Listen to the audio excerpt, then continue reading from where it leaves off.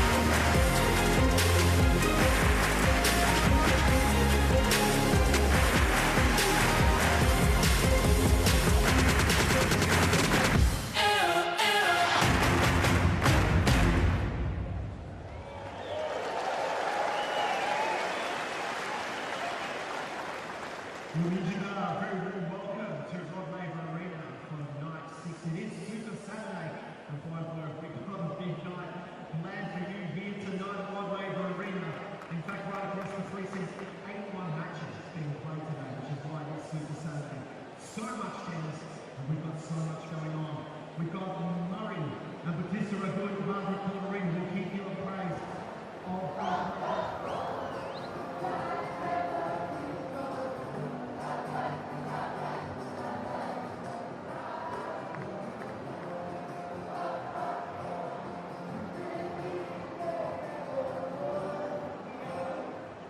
very soon, number 27 Grigor Dimitrov from Bulgaria. He'll be taking on the number 4 seed, Novak Djokovic.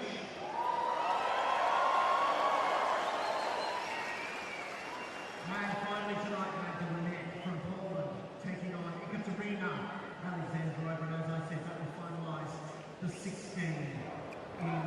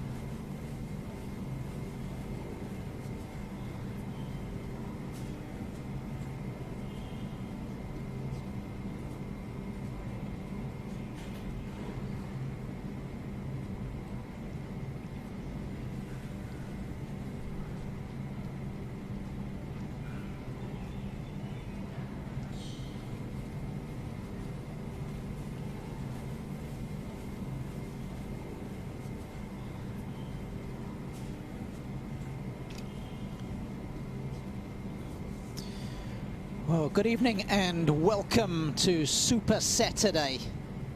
And what a match we have in store for you, the first of the evening fare on Rod Laver Arena. Grigor Dimitrov looking to take down the man that is a niner here at the Australian Open. Looking for La Decima. He's got to get through the Bulgarian.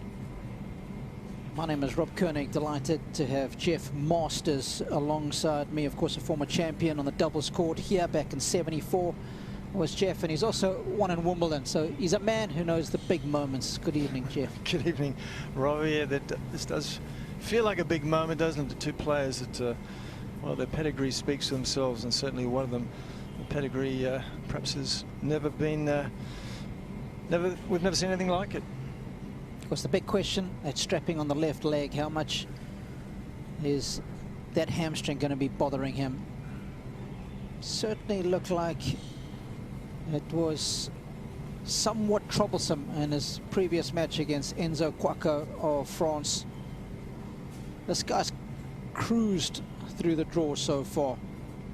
And of course, you were reminding me that he's been impeccable on serve. Yes, yet to drop serve as Grigor. Novak likewise. So they've been getting through their work rather comfortably. And there's always those tense moments before you walk out into center stage. Conditions are absolutely perfect. There's a legion of fans have been here all week. And as far as Djokovic is concerned, despite everything that happened last year, he's spoken about how happy it is to come back to his most successful major. He loves it here. The Bulgarian fans, they'll be in full voice. Good news for them, as Grigor's been here for a while, hasn't he? He has been here for a while. He also likes playing here. Of course, he began in the United Cup, and one win, one loss in the United Cup, but he's been down in Australia from the beginning of January, so totally acclimatized, and he's had plenty of time on court. And, as I said, he's been getting through his work quite well. And he's a guy who comes with a lot of experience, Jeff. It's his 48th consecutive major. In fact, of all the guys that are currently playing, it's the longest streak of majors. So he knows what to expect. They used to know each other very well. They practice a lot together in Monte Carlo.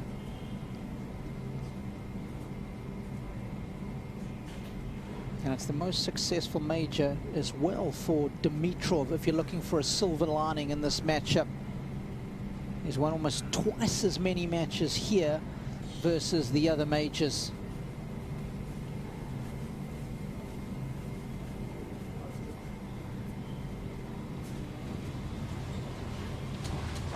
One of the great walks in tennis, 1969, when Rocket won, the man after who the stadium is named.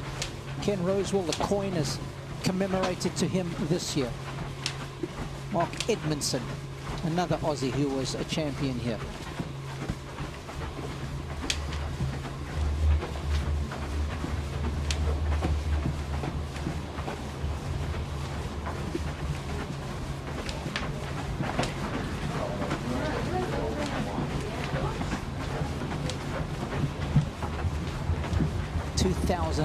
The first time Novak prevailed against Jo-Wilfried Tsonga. He owns this Rod Laver Arena. Can Dimitrov be the party spoiler this evening? It's men's singles, third round action on Rod Laver Arena. Please welcome, from Bulgaria, Grigor Dimitrov.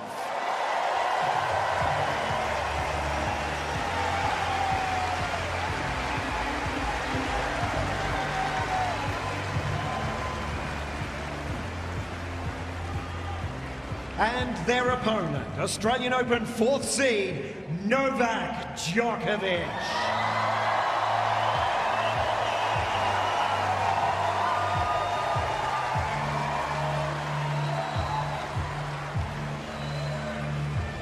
(2008, 2011, 12, 13, 2015, 16, 19, 20, and 21. He has been the champion here at the Australian Open.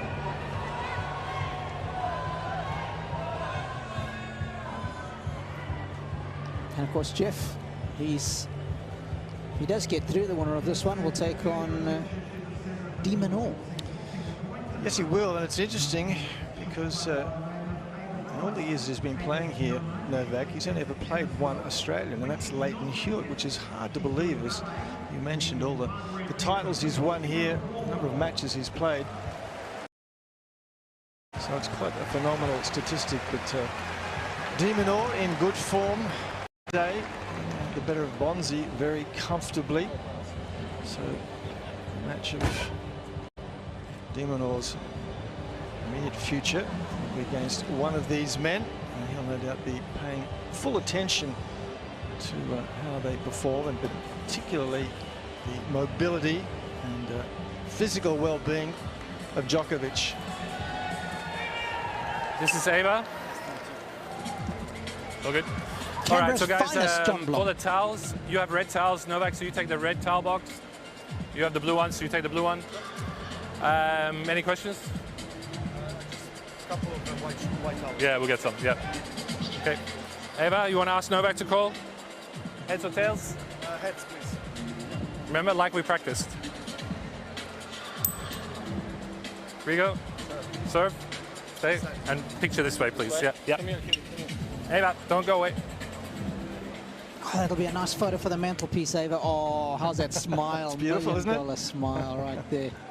And of course, the coin that Ava used to make the toss this evening, it's a tribute to Muscles, of course, who you know so well. Of course, 70 years ago, that legend won the Australian title aged just 18 years young. And of course, won his last title, Jeff, back in 72 at 36. Over 3 decades, he was the man, wasn't he? And he's still very healthy and well. He lives on Queensland's Gold Coast. I catch up with him quite regularly, and he can tell you about every match he played and won and some of those that he lost, and he takes a keen interest in the sport as well. Big shout out to you this evening, Muscles. We wish you well, mate.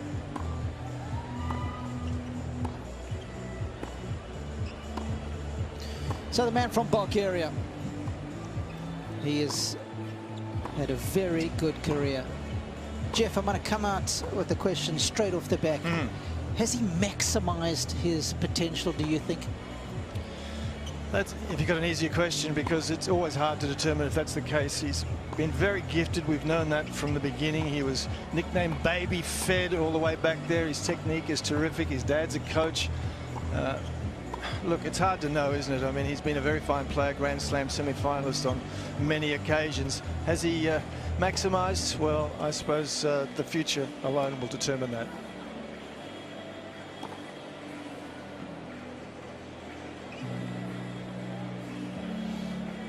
Well, this guy has been one of the ultimate maximizers. He takes care of every single detail, and I'm sure off the back of his last match against Enzo Quacco, he would have done everything to try and help that left hamstring to recover. Of course, I've got Jeff alongside me. Mark Philippoussis is courtside. Probably a good time to check in with the great man himself, twice a finalist at major level. Good vibe down there, Mark. And how do you see this one shaking out, my friend? Boys, it's a beautiful night here at the Rod Laver Arena. It's not too much wind. Just the energy out here is just very exciting. I feel like we're in for something special tonight. Head-to-head, as we discussed, Djokovic leads that 9-1. But when we dig a little deeper on a hard court, it's 6-zip in favor of Novak. Yeah, you feel that Grigor is going to need to play way out of his comfort zone here this evening to have any chance. He's going to need to play with a lot of risk, I think. He's going to need to be creative. If he plays waiting for Novak to go off the boil, well, nothing's going to work. So let's see how creative that the Bulgarian can be.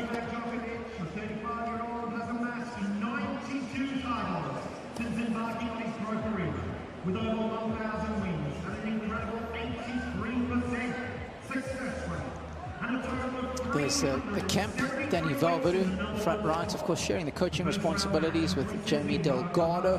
They'll probably each do about 15 weeks. He's been with a lot of good players, says Danny. He was with Stan Wawrinka for a while. Andy Murray for a number of years. Goran Ivanisevic, long-time coach now, of course, shared those responsibilities with Murray and Vida up until last year. That's all the pressure now firmly on his shoulders. The whole Djokovic family here. 1 minute.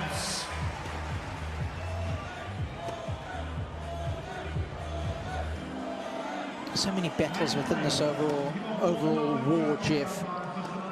The serve of Dimitrov, you mentioned how well he is serving, but, you know, when he's come up against Djokovic, that second serve in particular has been found wanting. What do you tell your player if you're coaching them? 30 seconds. Well, his second serve, as you quite rightly mentioned, has been an issue for him. He got to a situation where the toss was way too far behind him. He was not getting any forward momentum, and the second serve was very poor, including lots of double faults. So he's going to need a high percentage of first serves here, and he's going to need to be really aggressive with his second serve as well. As we have a look at the conditions, Rob, just confirmation of what we heard from Mark down courtside as well. It's just a beautiful evening, 21 degrees Celsius, and just a very, very slight breeze going. The sun's still shining, and exquisite conditions. But yes, Dimitrov is going to need to take some real risks on that second serve for me. Well, Melbourne has rolled out the red carpet on Super Saturday. everybody wants a view of this one. It's the best that Bulgaria has to offer versus the all-time best down under. Djokovic versus Dimitrov for the right to take on Dimitrov in the next round.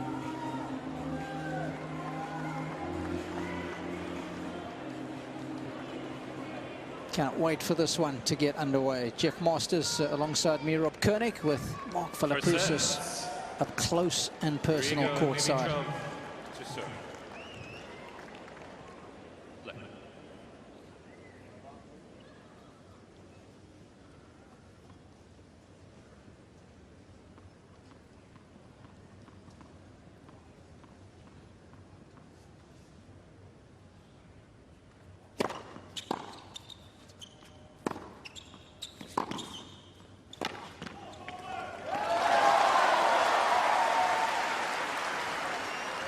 Love 15.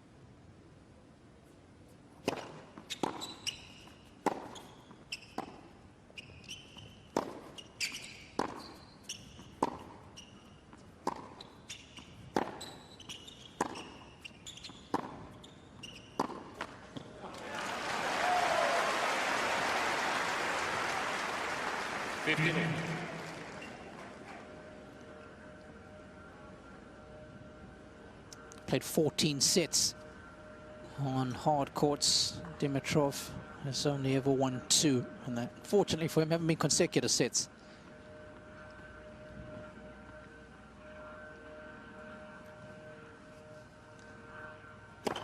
Vote.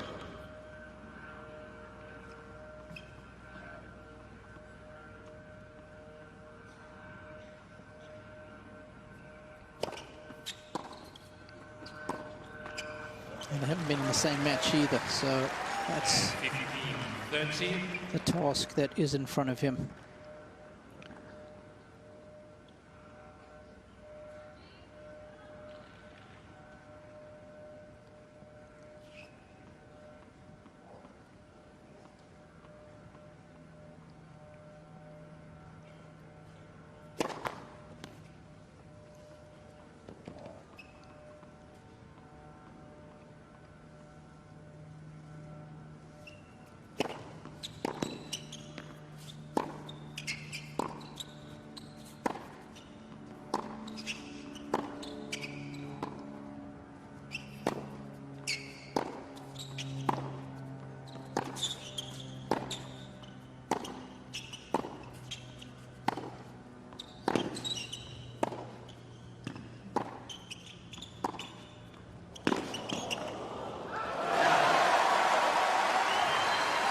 How's that ball striking, Mark, early on? 15-14. Novak just looks so well balanced in the back. I'm just watching his legs, the way they move, how balanced he is. And that backhand down the line, man, I mean, he's dialed in.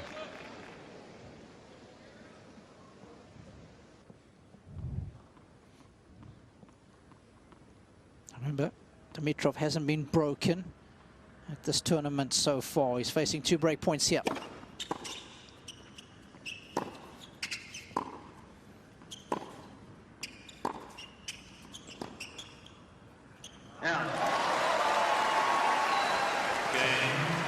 Well, Jeff, that puts an end to that. Does indeed. It's an ominous beginning, isn't it?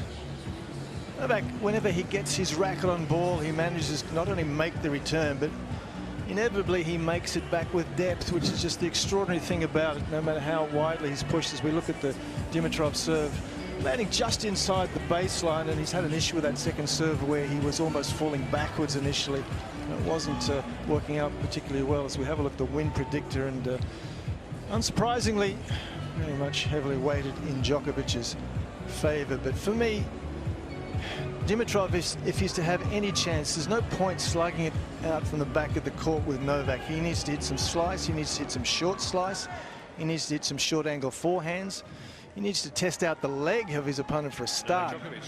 So that was not a beginning from Dimitrov that would give his supporters a great deal of confidence.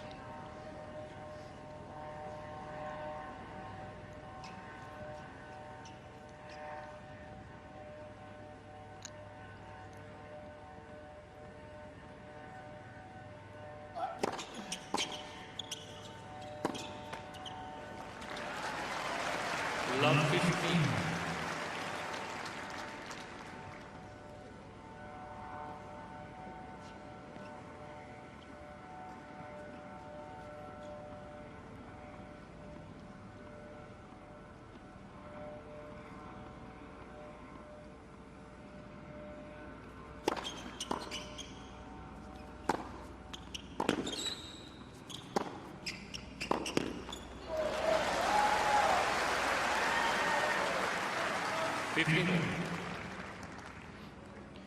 People don't speak positively, or they don't give kudos to the Djokovic serve, because it doesn't boom down with lots of aces, but its accuracy is spot on so often. Vote. And if you look at the leaderboard as far as who leads with all the serving metrics, Novak's right up there. In fact, he's sixth best on tour on all serving metrics. That is, first serves in, percentage of points won on first serve, defending break points. So it's a very, very good serve.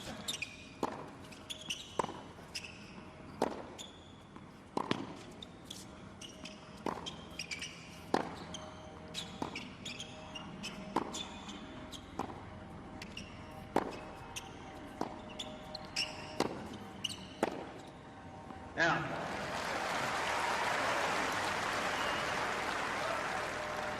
13-15.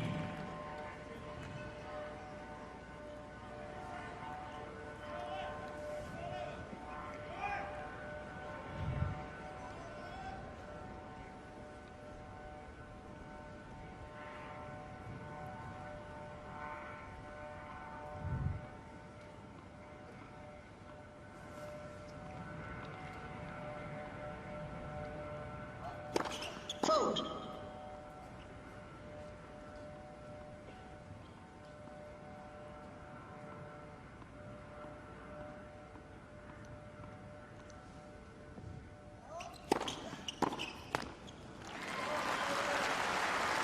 That's such a good point to make, Jeff. I just fine-tuned those numbers for last year alone, and I had a look at just on hard courts. Djokovic's service games won compared to everybody else, second only to Taylor Fritz. And you've got to remember, he didn't play here, didn't play any tournaments in North America either. And you can only imagine those numbers would have improved given his prowess on this particular surface. Tsitsipas actually coming in third.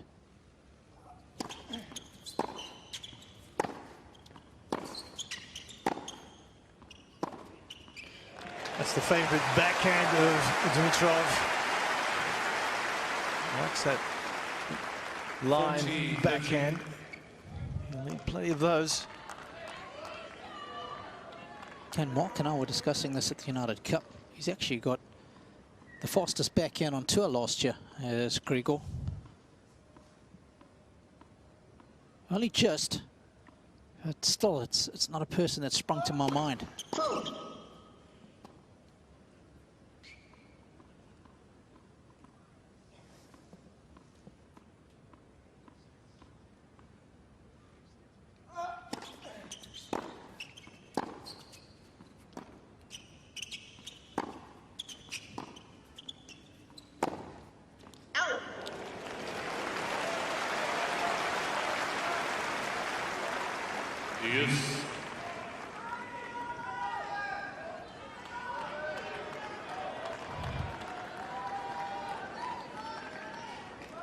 they live and breathe every shot of his.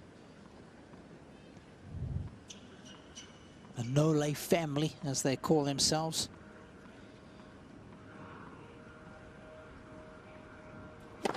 Vote.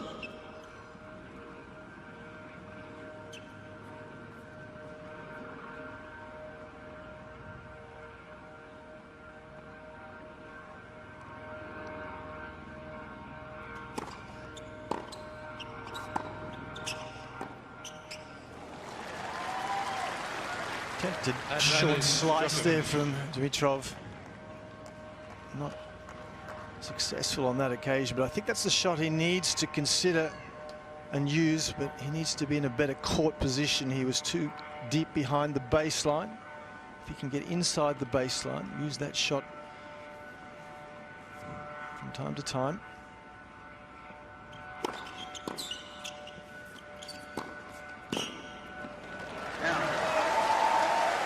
Cain, Djokovic.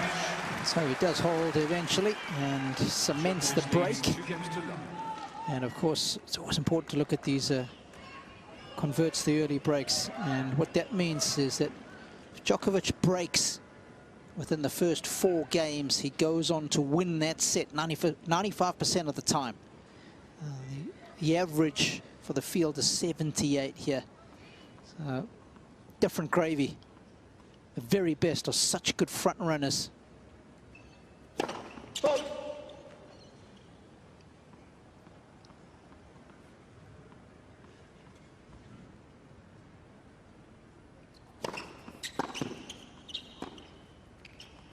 Mark, give us an idea of what it's like when you're playing against the greats of the game and you get broken early.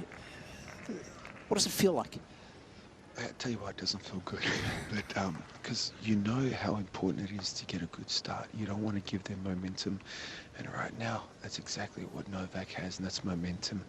I mean, you spoke about the serve, and that is something that's very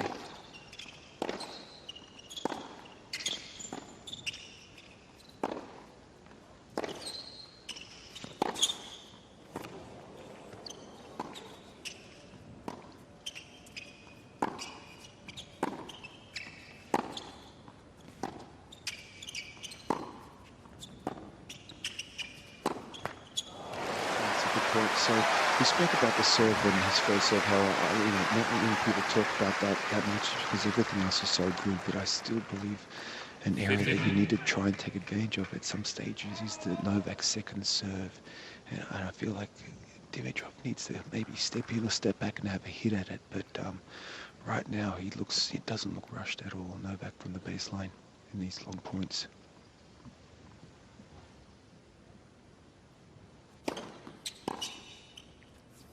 Out. 30-15.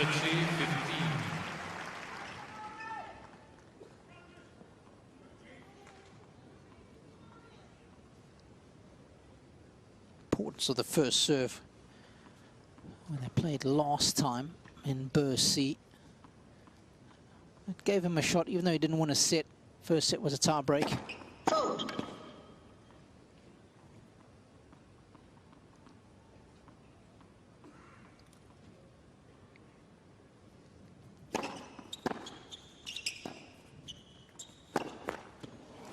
They haven't played Jeff since 2019, which again it's quite unusual that it's been that long, given that they're both at the upper echelons of the game. Of course, last year wasn't a great one for Dimitrov. I thought he was just coasting.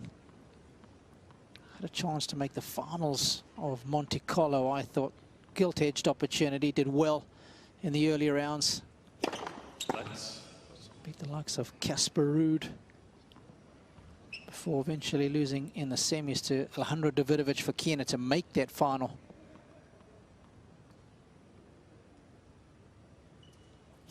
Vote.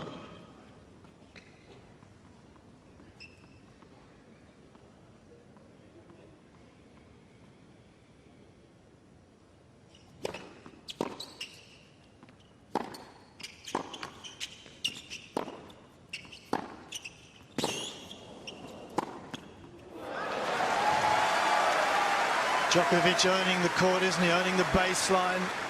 He's pushing his opponent back, and he looks on song, striking with some genuine pace. Watched him warm up that shot in particular on this court about an hour or so ago with his hitting partner. Specifically that backhand down the line.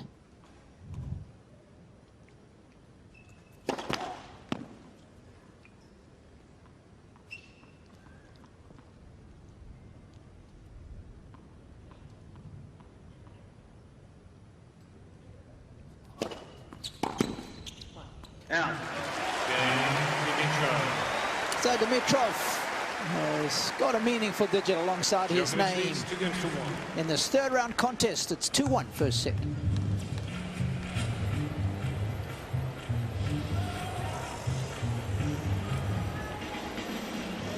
It wasn't a good year, was it, for Grigor in a sense? The Monte Carlo result was just about his best result. The Grand Slam performances were ordinary. Second round of the US Open, lost to Nakashima. Wimbledon first round, Steve Johnson. The third round of the French, was to Schwartzman, and then the Australian Open last year. Second round to Benoit Paire. So it's been some lean pickings. Grigor for a little while.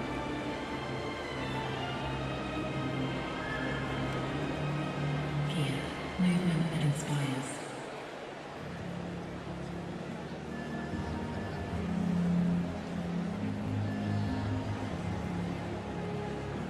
Time.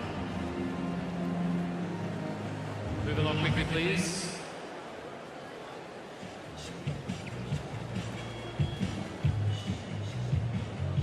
And after performing below par, I think it's fair to say, for Dimitrov, I'll be expecting to up the ante in 2023. As Danny Valverde's coach just passing on some information. And it's really been a good start to the year for him. Find your places quickly, please. Thank you. Third round of a major here in the mix.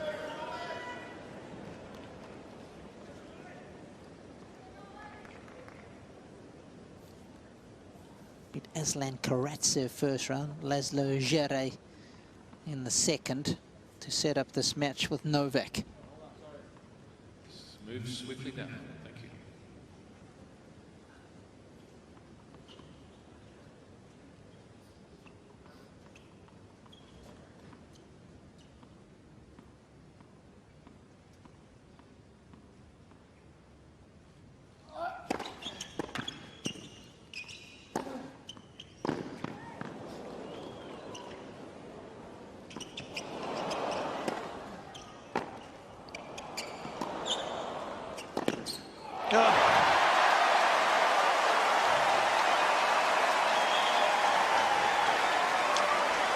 How to turn defense into offense. High defensive lob, got Dimitrov back into the point. And then a wonderful short cross-court forehand, finishing the job.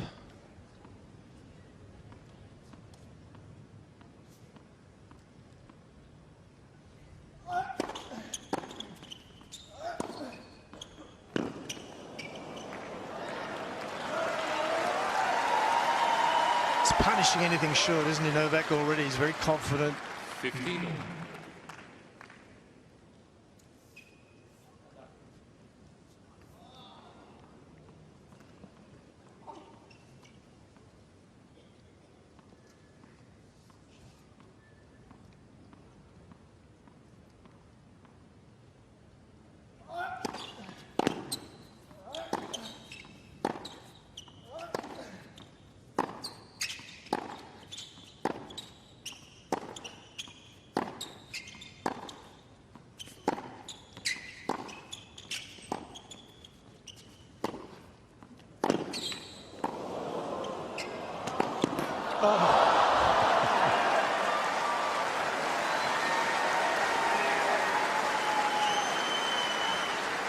And how hard have you got to work to win a point?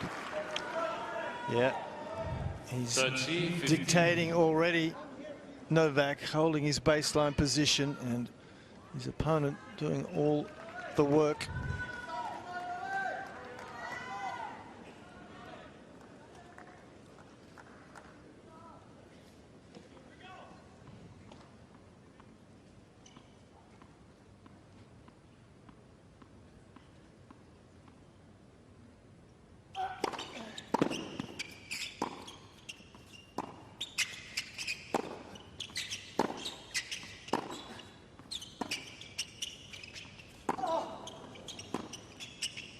Out.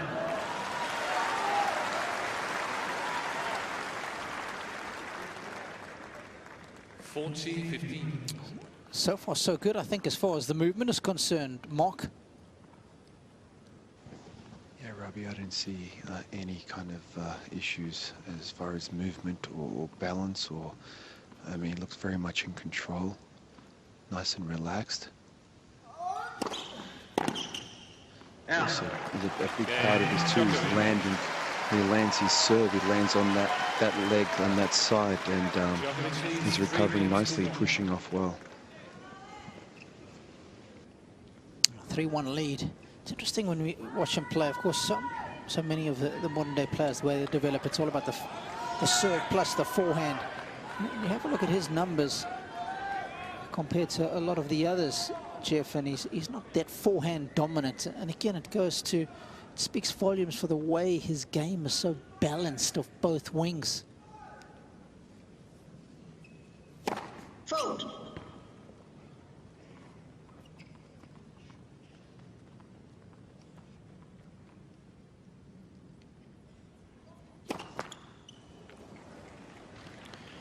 Love 15. Yeah, Novak's been determined from very early on to be sound in every aspect of the game. I remember going back several years ago, he had Todd Martin traveling with him, trying to help him with his serve, etc., because he wasn't happy with it. So he's just steadily developed every aspect to the nth degree.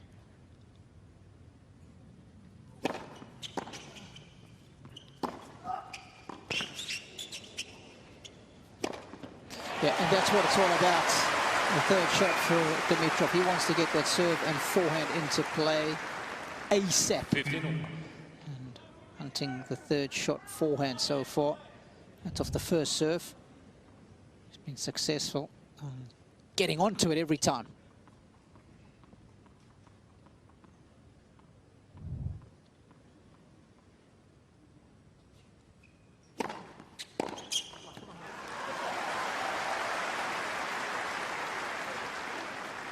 Thirty, 15.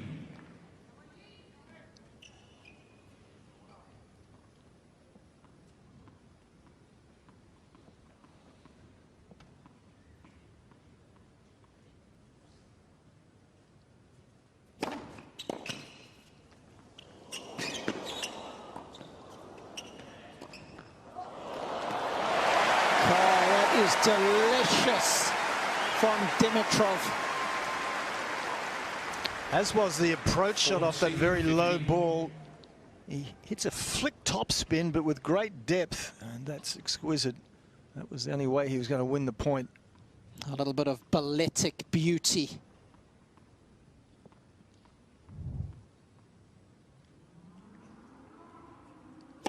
Fault.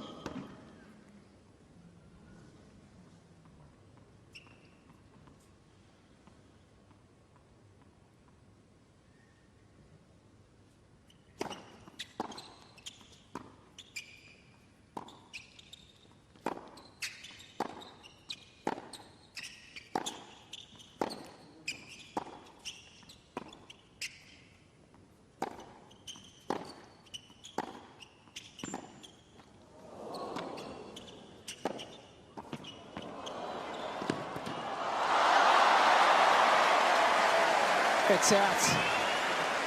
The net has intervened and it's wide.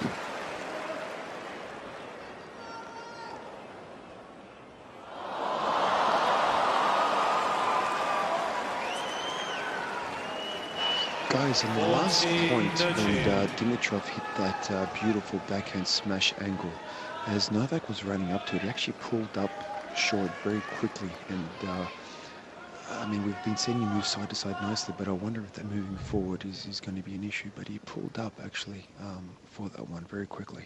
Okay.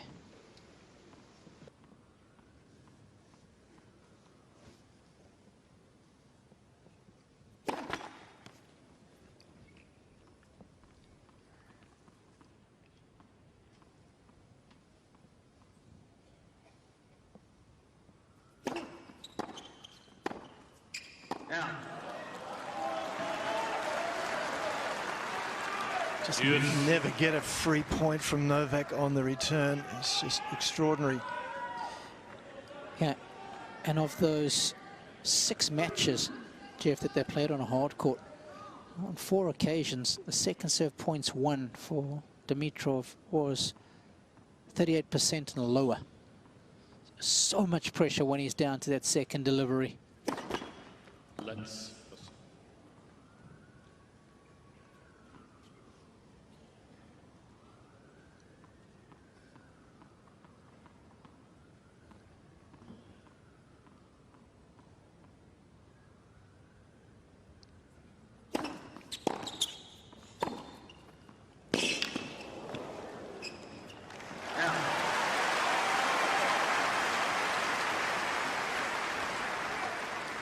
Advantage, Dimitrov.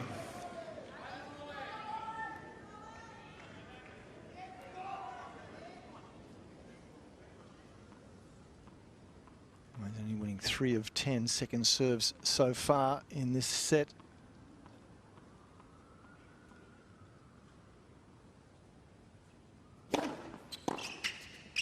Out. Cain, Dimitrov. A good hold in the end, and missed return is a welcome reprieve. 3-2 though, with a break, Djokovic.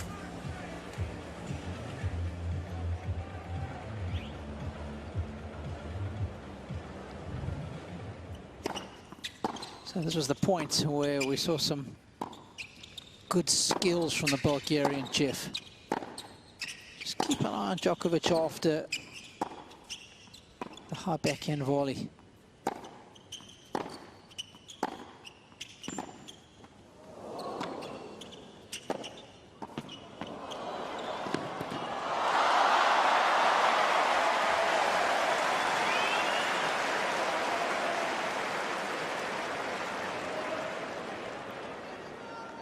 My points mixed up. I thought we were getting this guy's high backhand volley, but he didn't middle it, did he? It's come off the frame. It has. Time.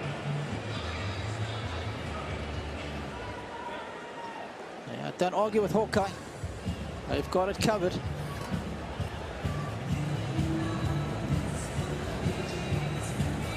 There's nothing as possible. Thank you. quite like live sports. In my view, it is the best form of reality TV because there are no scripts here.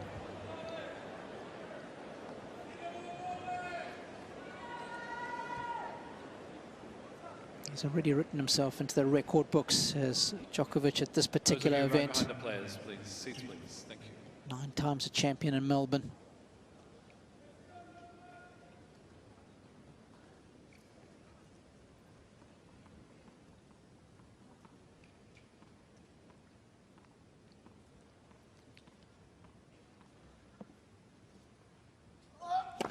Forward.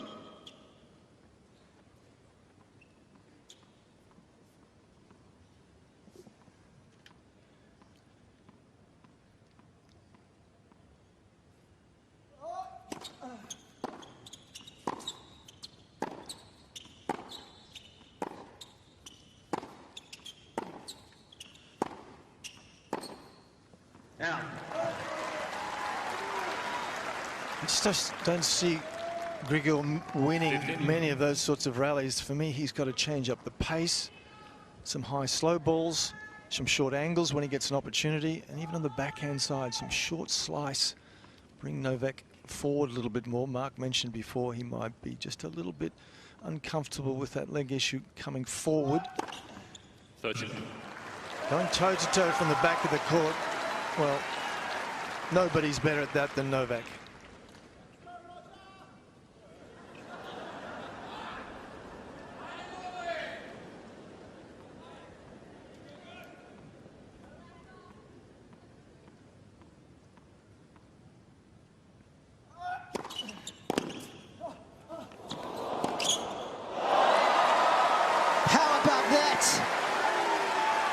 Well, we've seen a few around the net posts of this summer, and that was a perfect opportunity. Pushed wide, no obstructions. Of course, you just need to go over or around the net if you can. It's all legal. Let's.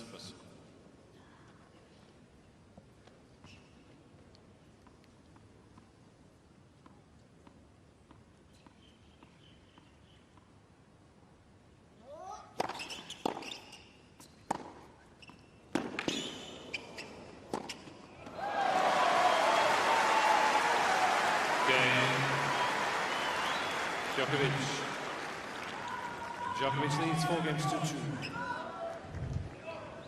2. 200-kilometre-an-hour second serve. His second serve is almost as much of a weapon when he's confident. And I take Mark's point earlier that you've still got to look at finding ways of taking somebody out of their comfort zone on a second serve, and you do that by changing things up.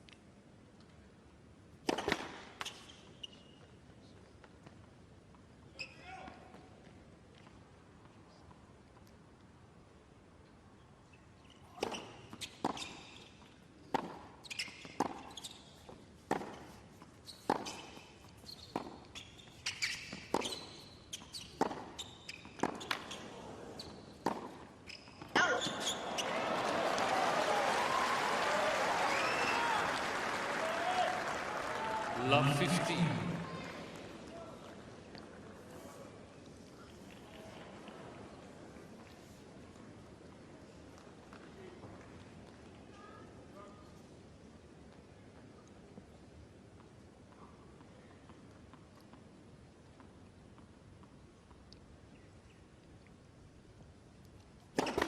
Fold.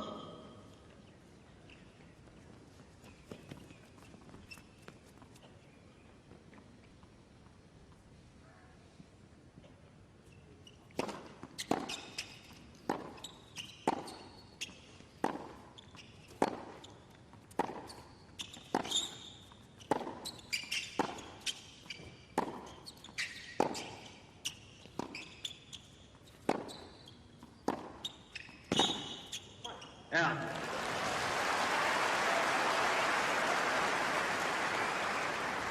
For me,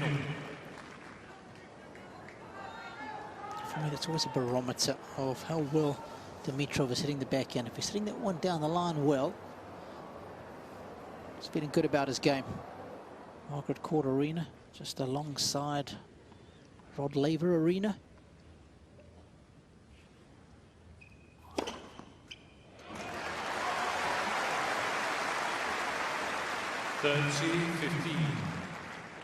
Yeah, just going back to the match that they played in Bercy, where it was a relatively tight affair, 7-6, 6-4 to Djokovic.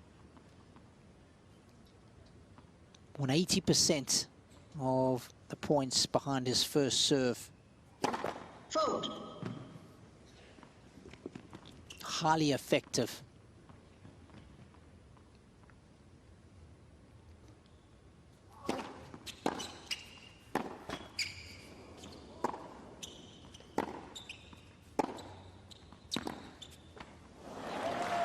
Good news is he's at that number today, but the second serve is what's letting him down so far. He's only won 4 out of 13. That's a lowly 31%.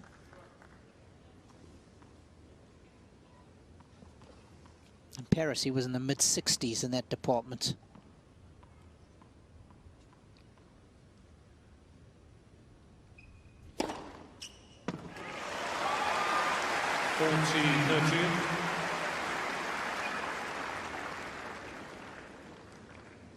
It's quick, 2:16. Yep. Fastest of the match for him. Mm-hmm.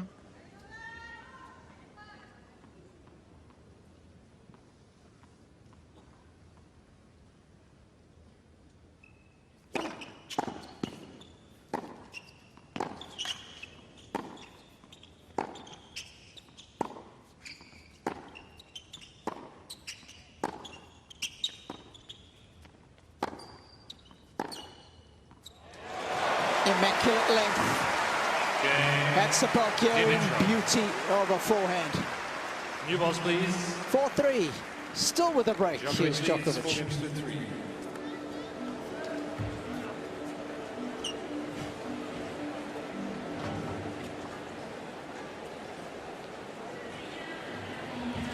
I got together with Grigor at the tail end of the season. I was working with Stan. September, October last year. I don't remember the exact date, but it was right around that time. They parted ways, Stan and Danny. Coached the likes of Karolina Pliskova as well for a while.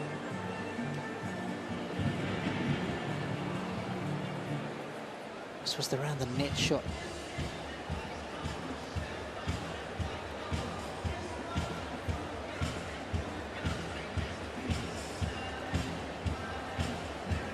Time.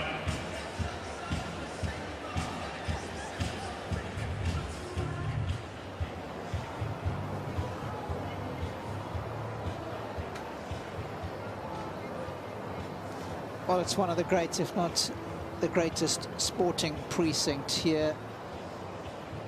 3 retractable roofs at Melbourne Park. You've got the MCG just across the way, Amir Stadium. You've got the AFL ground all within a stone's throw of one another. Please. Thank you. The players are ready. And the proximity to the CBD just makes the logistics so nice, doesn't it, Jeff? It does indeed.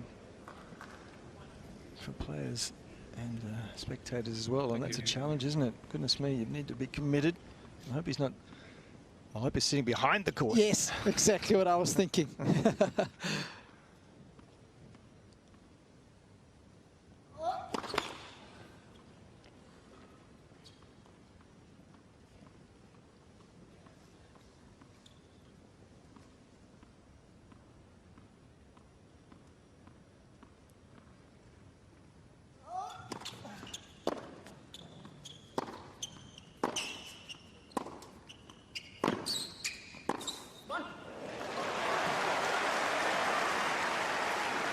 He's won the point, but Mark, do you think that Grigor needs to be just changing his return of serve position, particularly on the second serve, just to change it up, look authoritative, do something authoritative?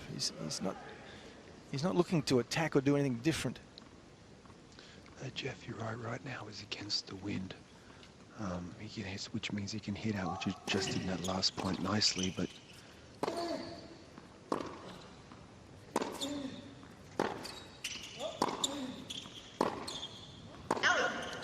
But right now, he hasn't changed anything at all since the first point. He's standing in the same spot he has since he's returning, and definitely something has to change. Like you said, whether he wants to stay back a little bit and try and run around, hit a heavy forehand, or step up and come into the second serve on the return. But he definitely has got to try and mix it up with Novak, that's for sure, because Novak right now, like I said, is just not very rushed. He's looking very comfortable from the back.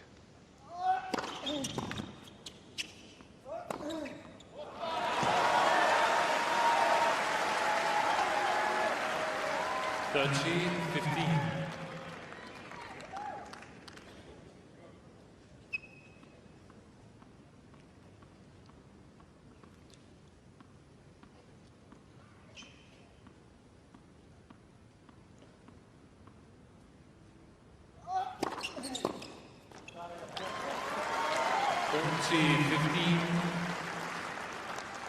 I don't know about you, Jeff, but I always have a gut feel once a match has gotten underway, and I just feel like it's Groundhog Day for Dimitrov. Each and every point, you know, if you're a Djokovic fan, you're feeling no stress whatsoever. Yeah, he might lose a point here or there, but you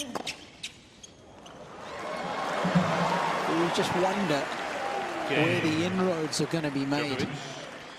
Well, he's obviously aware of his record, and you need to come out with a different plan. Otherwise, you're going to get a similar result. It's just that simple. And so far, you used the term Groundhog Day, and that seems exactly how it's panning out.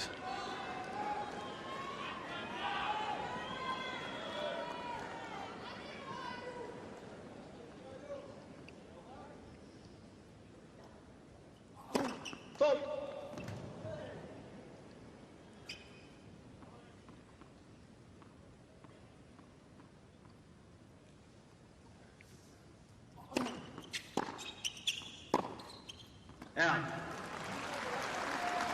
Love 15. Just for me, there's no risk taking. You know, if he's going to beat someone of Djokovic's caliber, record, and their career head to head, he has to take some risks. He has to be creative, and to me, it's just playing the way he's always played, and it's hard to see him getting a different result.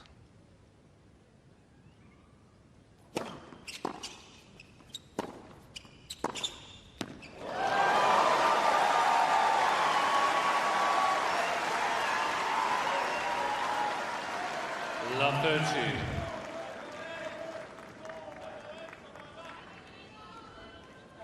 Yeah, the most dangerous pattern to play in my books, coming inside and approaching with a forehand, Jeff. Pay the price. Yep, believe yourself exposed. That's never good. Being exposed is never good. You're quite right, Robbie. Yep.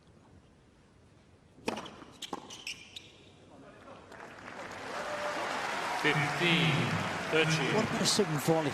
Absolutely. Anything. We haven't had one. No, anything. Robbie, I was just about to say that. I mean, he's got beautiful technique on his volleys and volleys well. I'm surprised he hasn't thrown one in.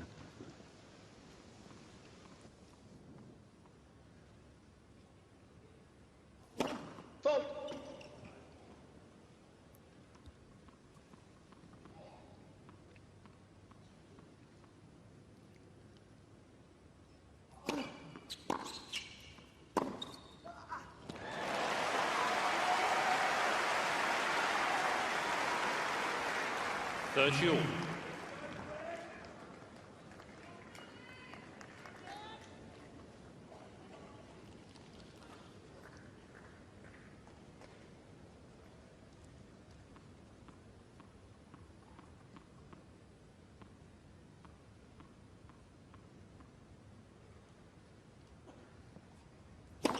Fault.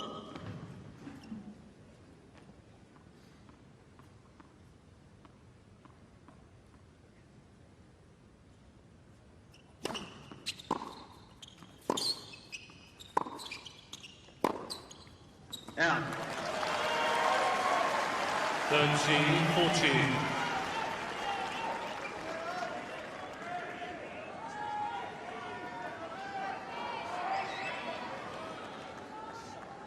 "42 minutes for this opening set. Djokovic has got a chance to put it on ice.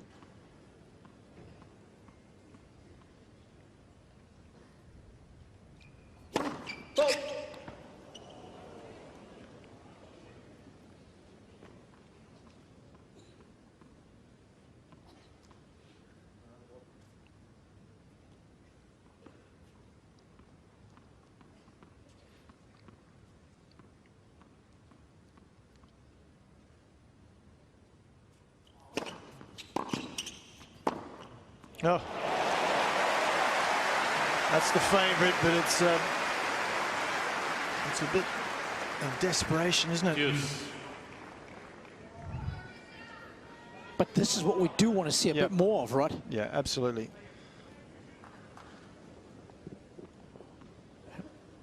He knows a quality backhand when he sees it.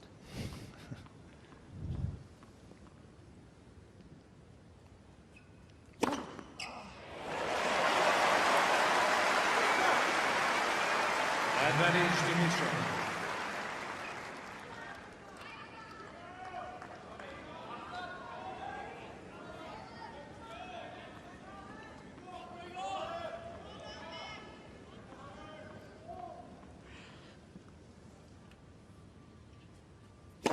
Fault.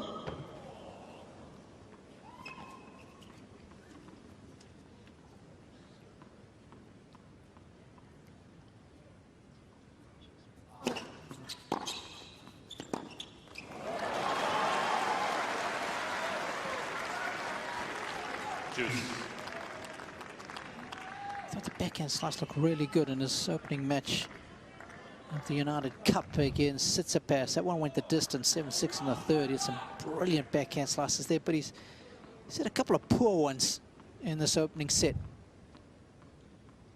That being one of them. Fault.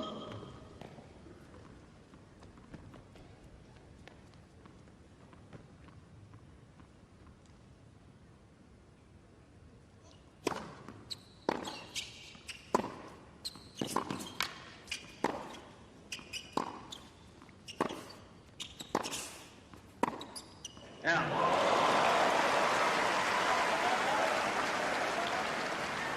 Advantage, Djokovic. Well, at least he's trying to be really proactive there. Take it on the rise, take it early. Take time away from Novak.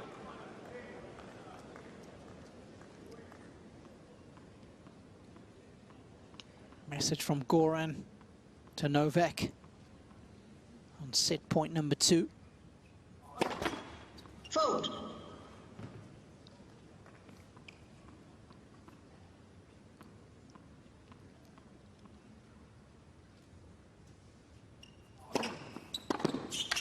Out.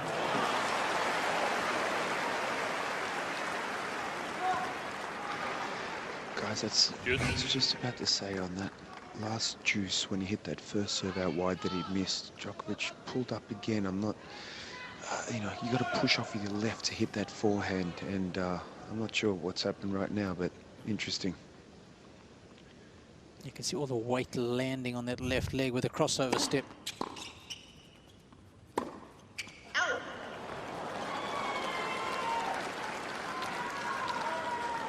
Advantage, Djokovic.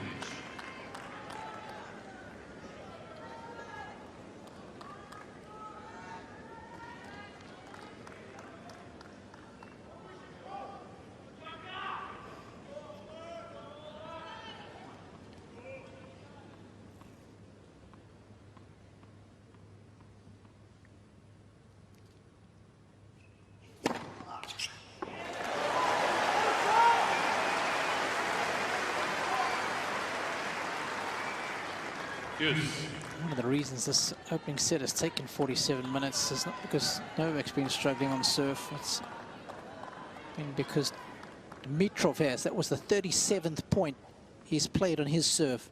Novak just 22.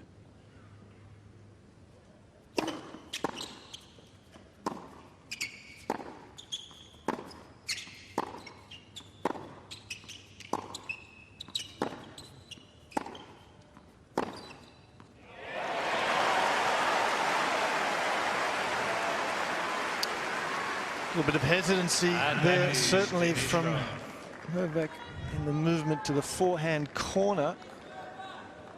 This was a good shot, but in most circumstances, Novak would have slid out there and defended. Not to be. Interesting. Dimitrov. Finding the line again with that serve down the middle. Djokovic leads And staying alive 5 in this opening set. Djokovic will come out and serve for it.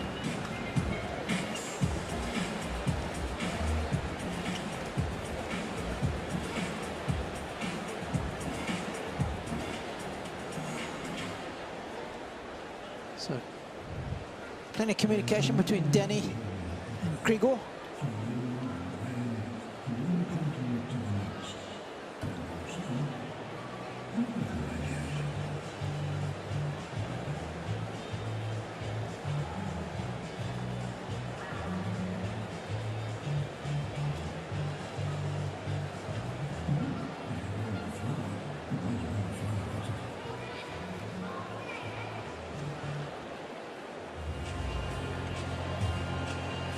Of course, coaching is allowed now.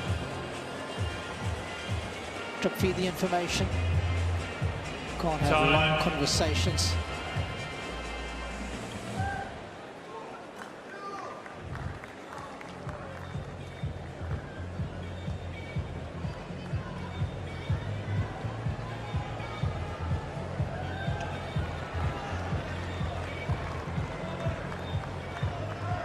Been a fair bit of communication between Dimitrov and Valverde.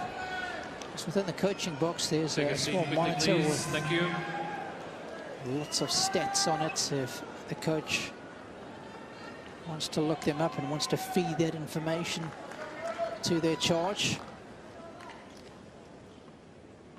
Djokovic had a couple of set points already. Now he's trying to serve for it.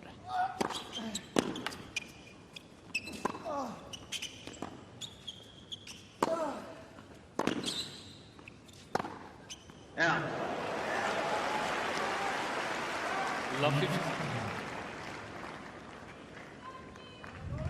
Based on what we saw of the movement of Djokovic the last game, I think if I were Dimitrov, I'd be looking to go wide into the forehand corner of Djokovic if the opportunity presents.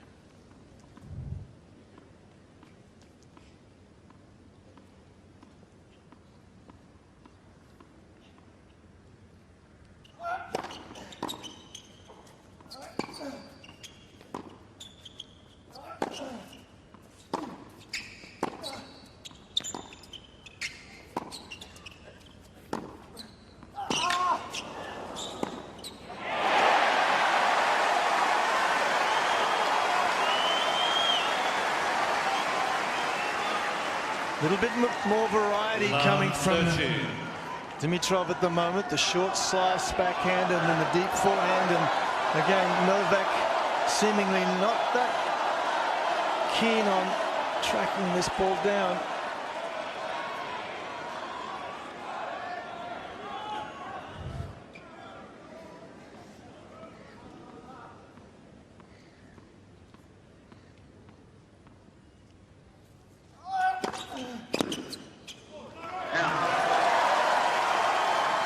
So looking for a little certain volley there, Jeff. 13.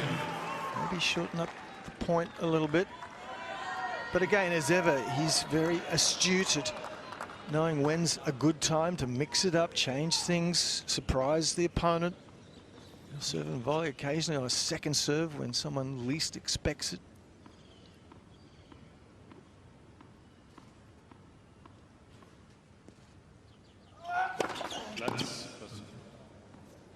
He knows Dimitrov likes to chip the return. Serve and volley, you take away that option.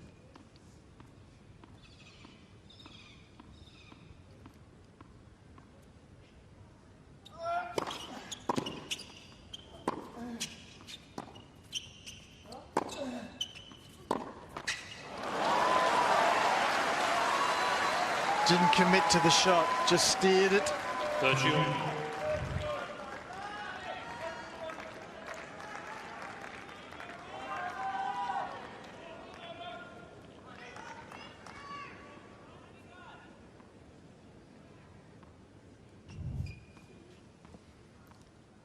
Coach clearly not happy with that execution, especially given the importance of that point. Fault.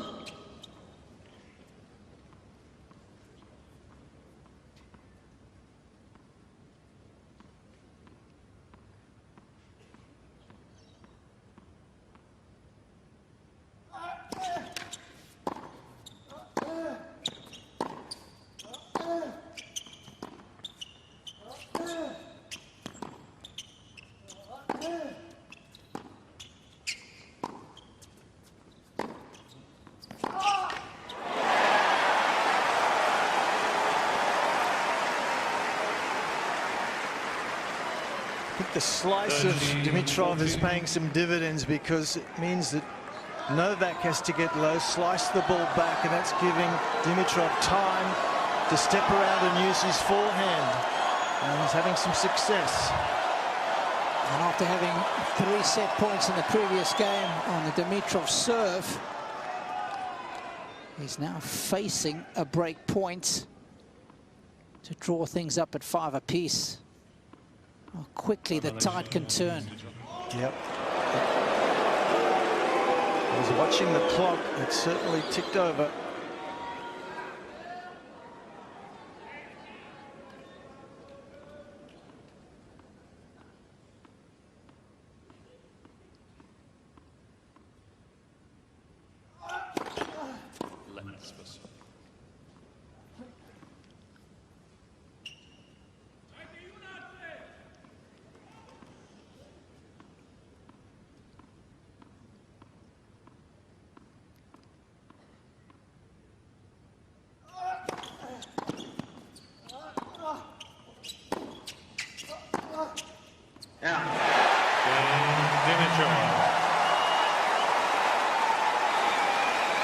Well, I didn't see that coming, gentlemen.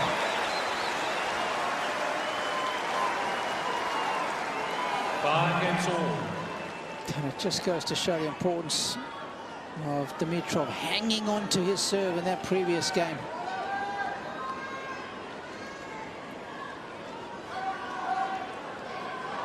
The first time Novak has been broken all week.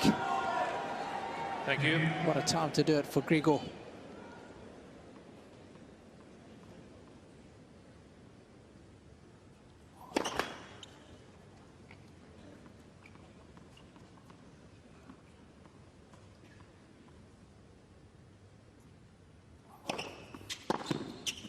Out.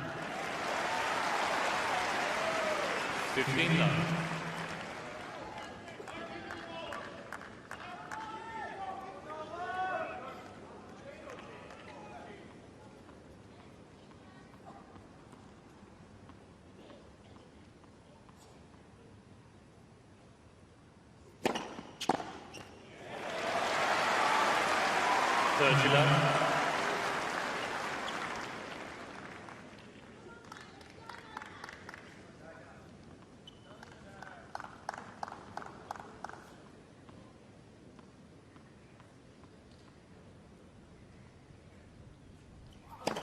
Legs.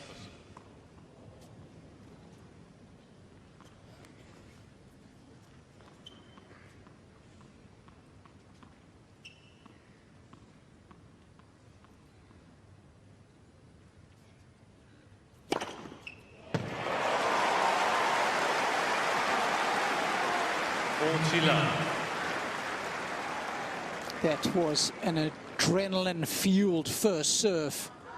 Fastest of the match so far for either player.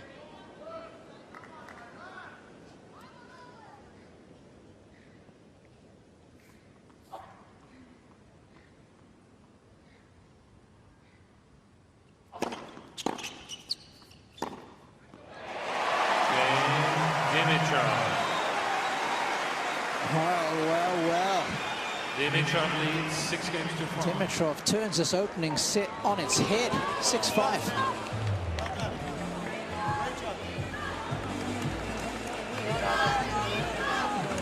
No, great job. Really well done. You helped me out. I should help you out. Good. Yeah.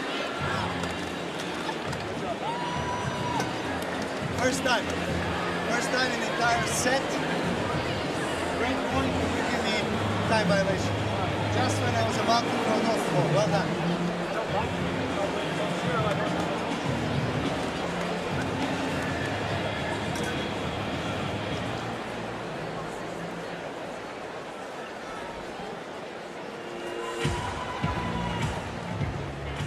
Of course, John Blom's got to be fair to both players, right? If their clock hits 0. Yeah, he was definitely transgressed there, Novak. That was the reality.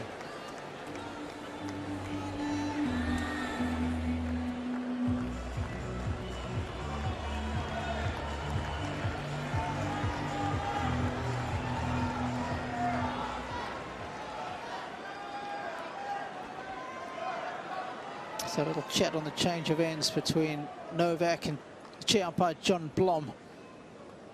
Novak not happy about receiving time violation warning. Facing break point.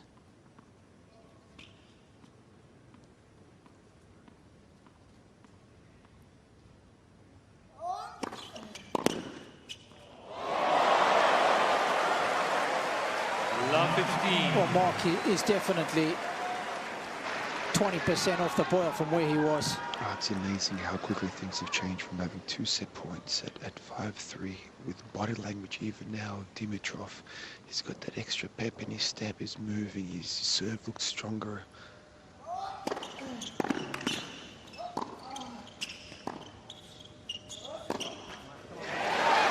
Djokovic now is serving volleying, which we don't see that unless there's something going on. And he's just pulling up after, after that shot, he's pulled up again. It's this is very interesting times, guys. Especially this set, I think, is going to be incredibly vital. Wow. Dimitrov 2 points away from winning this opener.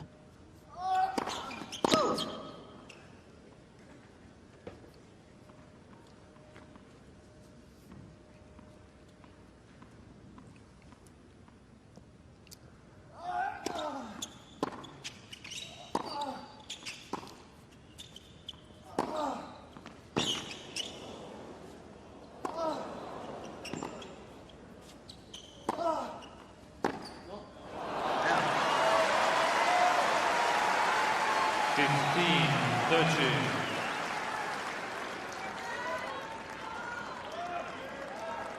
What's your gut feel say? Does Djokovic hold from here? I think he's struggling. We've seen him in this position before where he's uncertain, I think, as to what the state of that this well-discussed thigh is.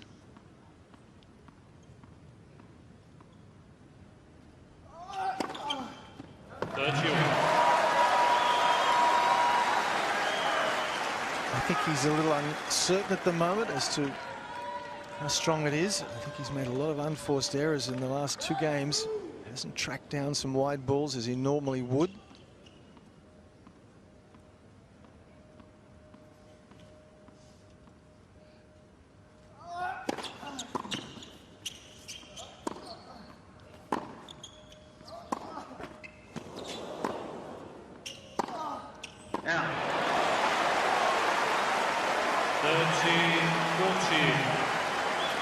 And a lot of unforced errors have come from Novak's racket, and if you're uncertain as to your mobility, that happens. So after being set point down, Dimitrov is now set point up.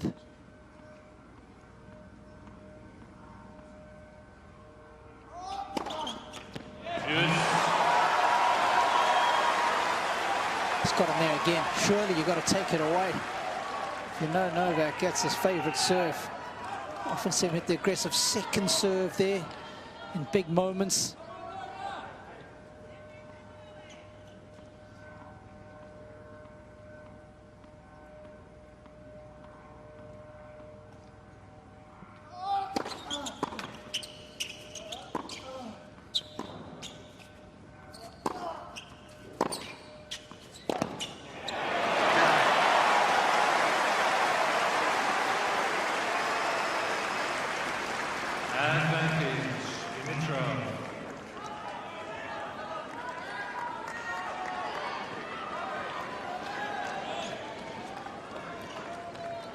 Once again, Novak pulling up after that running forehand.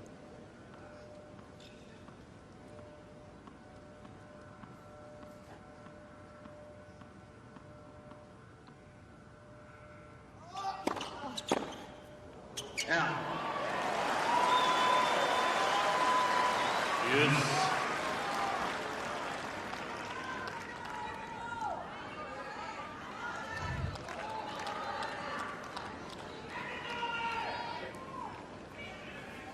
Both players now with a few set points each that have come and gone.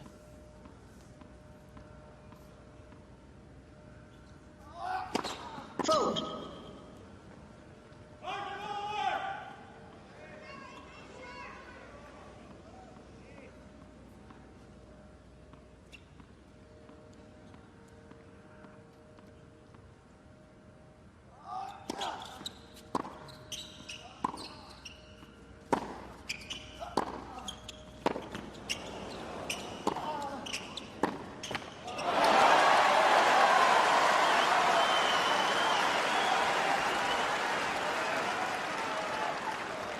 Advantage Djokovic. Looking for an out call was Dimitrov. Mid-rally, just clipped the back of the line.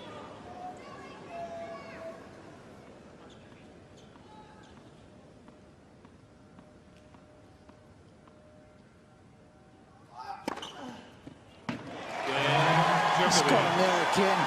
Can you believe it? 3 aces in that game, placed with absolute precision.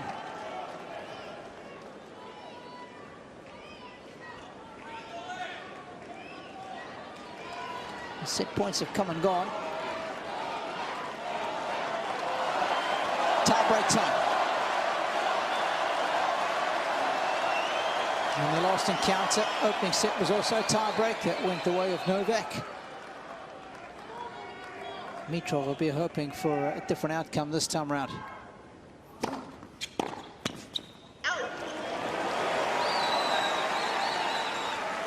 1-0 Dimitrov.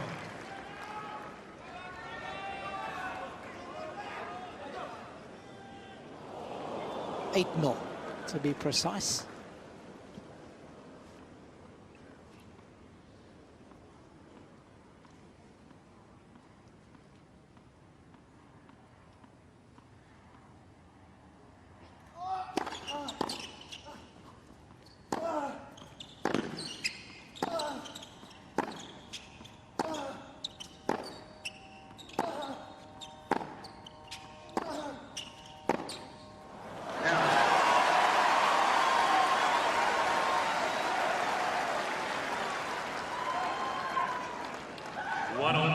I understand the frustration of Dimitrov wanting to try and open up Djokovic, but he's got to go to the backhand in order to open up that forehand side, I think, right now, instead of sticking to that cross-court rally.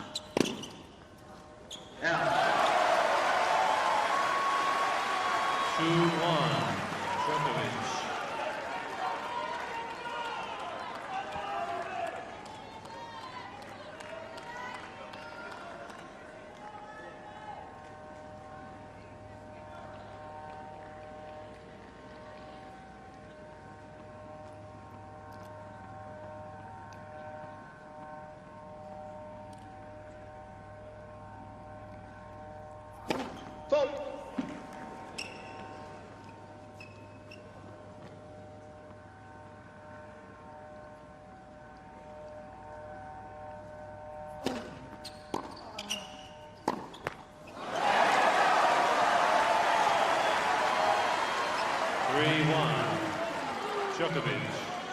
Jeff, I don't understand for the life of me how he brings the net into play there. Well, if you look at the tie-break records, Novak's is exemplary, 296, 160 lost. Grigor's 156 to 148, so almost parity for Grigor, and Novak way in the positive.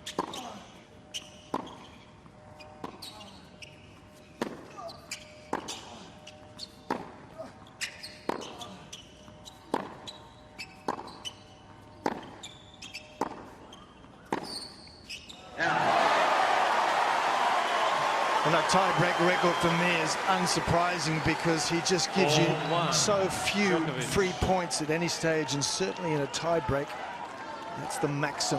Give no free points away.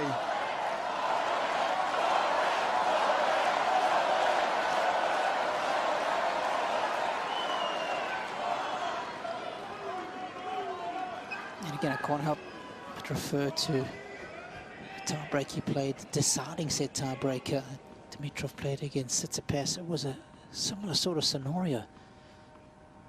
Too many free points. Fold. Just gifted to Steph.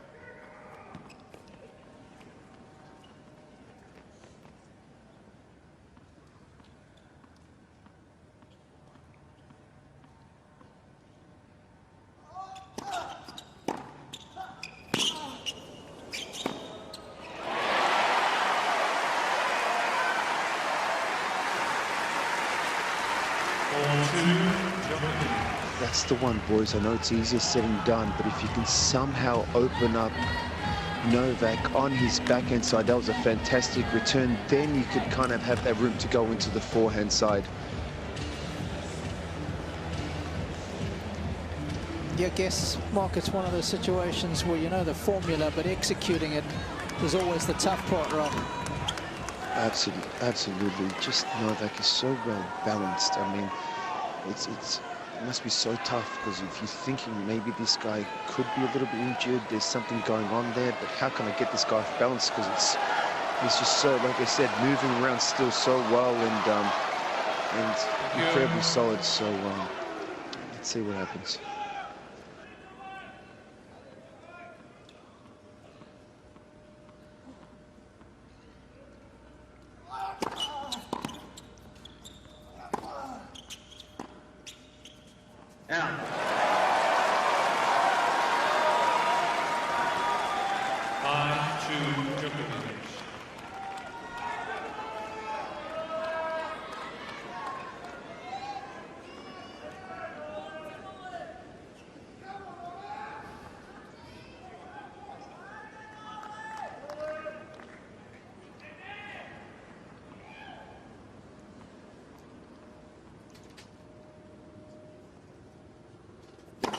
Fault.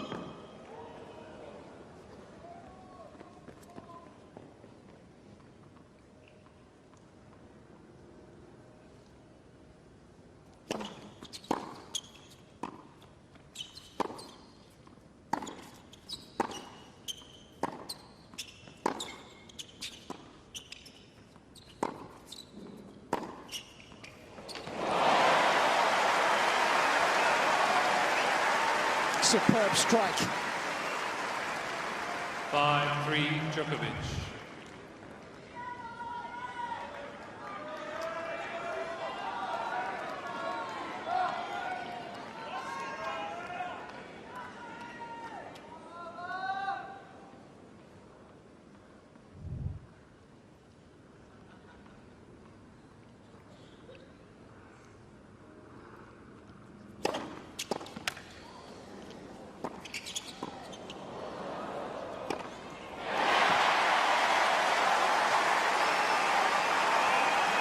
It's not coming back.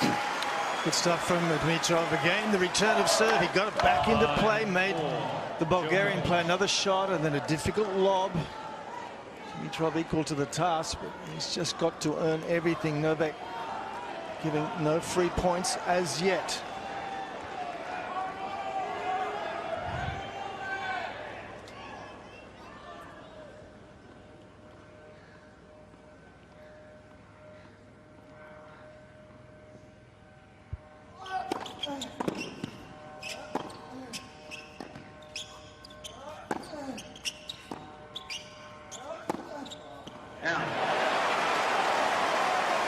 Well, there's one. It was quite a miss. 5-all.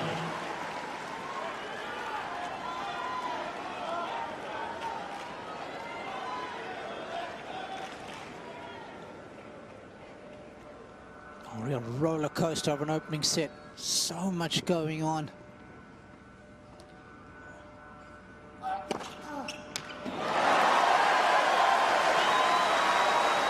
Don't know what to think. 6-5 Djokovic. One thing that has been steadfast and reliable is the first serve of Novak. Dimitrov not able to get a racket on the ball for a fifth time. Set point number 4 now.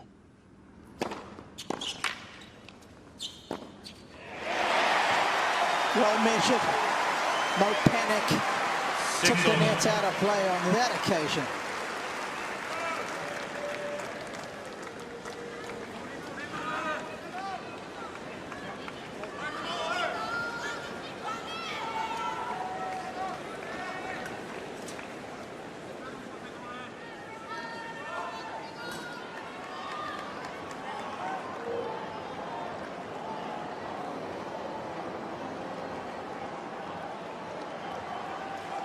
The sun is setting, and Melbourne is at setting on the opening set for one of these guys.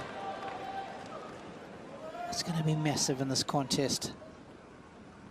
Always a barometer of who goes on to win in matches the first set.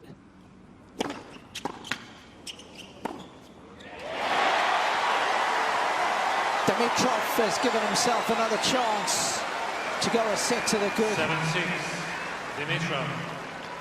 Serving exceptionally well when it's mattered most.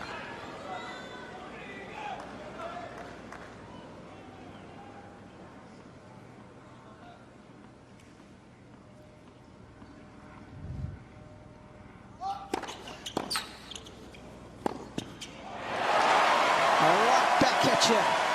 Suddenly, both players elevating the level of their play.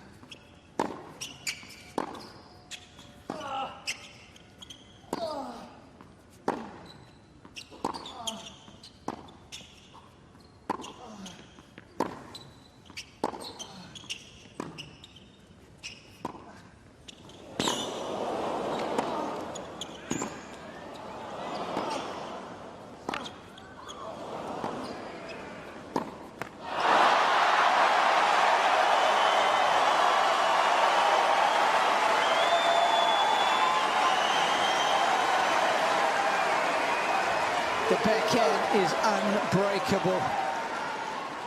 8-7, Djokovic. A wicked slice mid-rally from Djokovic that had some side spin on it as well. Showed us a bit of everything, didn't he, Jeff, with that backhand? As you said, it's unbreakable, Robbie. The variety with the slice. It's a shot that's improved over the years immensely for him. Set point number 5 for Novak.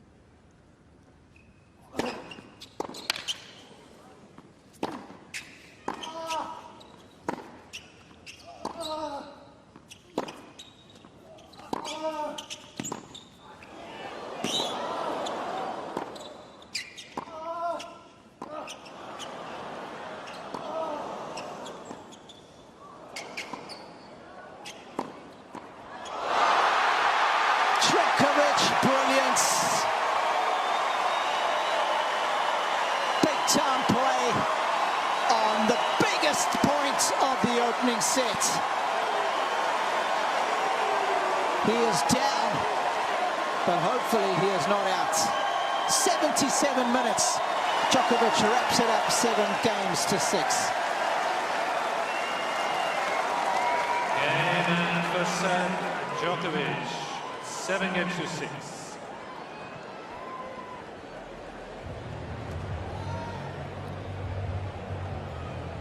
Extraordinary set, wasn't it? We saw absolutely everything. We have a look at the summary. Goodness me. First serve percentages of Djokovic a little low. Look at the winners, 22 winners, 22 unforced errors. It was he, Djokovic, who was trying to do a little bit more, particularly in those last few games. Unforced errors from Novak, still miserly, only 10 break points won. 1 of 4 from Djokovic. She'll be disappointed with that. 51 points in total, going the way to 40 to Djokovic. That of his opponents, which were considerably less as we look at these highlights. Yeah, that's the bird's eye view of that final point, Jeff. Look how they use the dimensions of the court.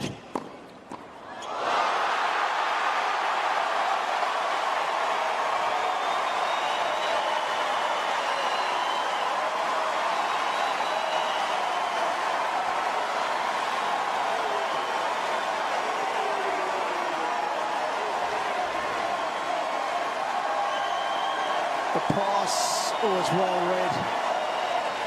As the weight goes on that left leg.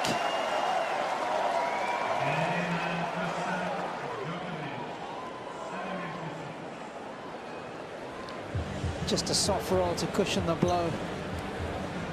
And we definitely saw signs of Novak not moving at even close to his best.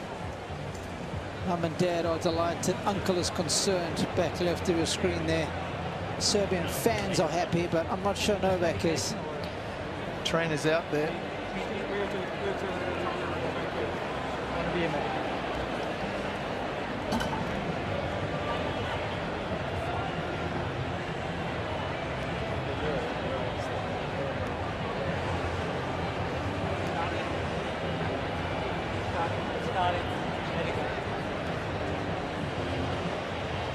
Can just draw on that bank of experience in big moments. It's invaluable, isn't it, Jeff? There's no panic there on the approach. Anticipated the pass beautifully, and the execution was a mere formality for him. It's why, as we mentioned, his tiebreak record is so supreme.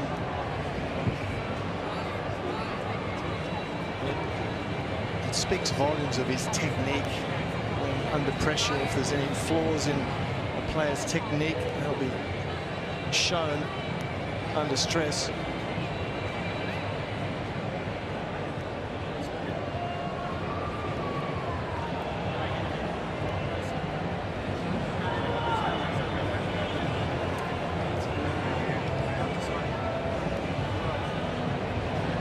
Of course, this irritation came in Adelaide in his match against Daniil Medvedev, 5-2 in the opening set of their encounter there.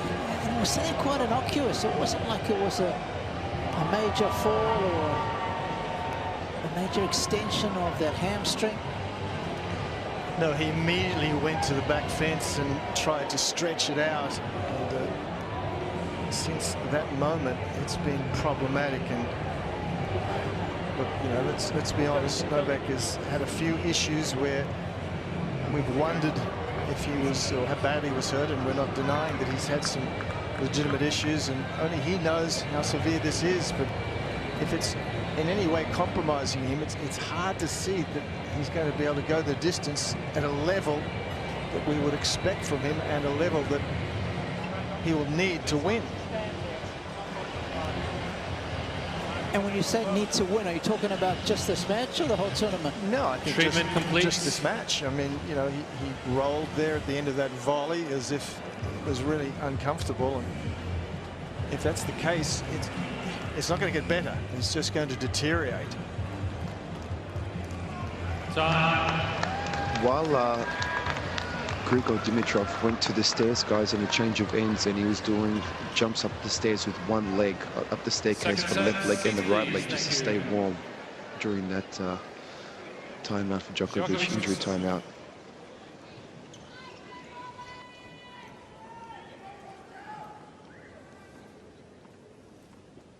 Let's see what set number 2 holds for us.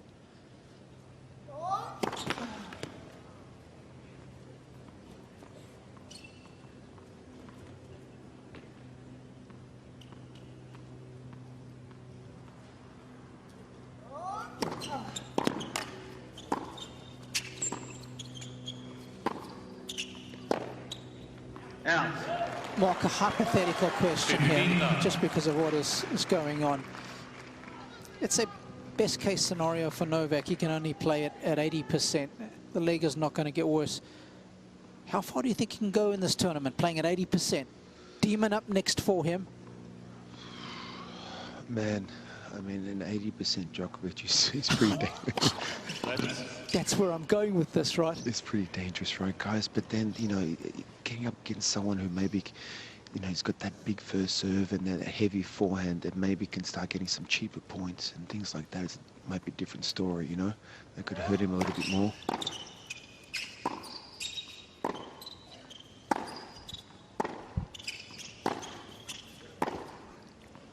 I mean, this match is very far from over, in my opinion. But like you said, Robbie, an 80% Djokovic is a pretty tough ask too. Yeah, I mean, the winner takes on De Minaur here. Rune and Rublev in that section. Above them, that would be a potential quarter-final matchup.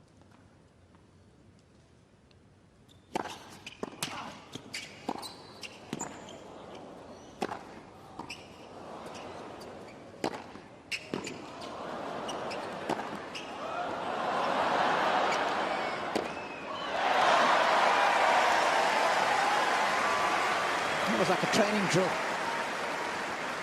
Sort of psychological battle. Kept going to the backhand corner and expected that ultimately Grigor would move to the forehand corner. Ultimately, it was Grigor who balked and went to the forehand corner.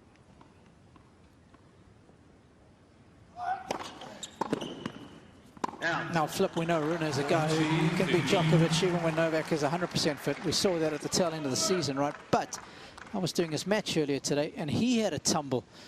He had to have his ankle taped. His hip was hurting him. He had a major fall on the right side of his body. The hand was jarred a bit.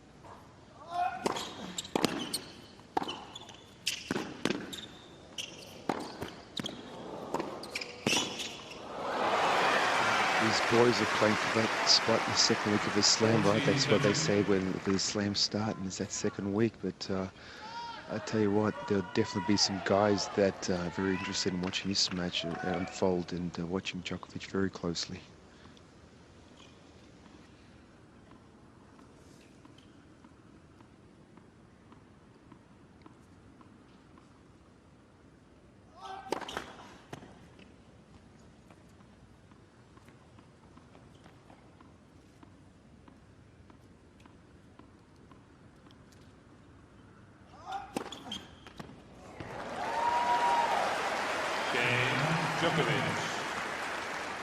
He has really enjoyed that tee serve on the outside.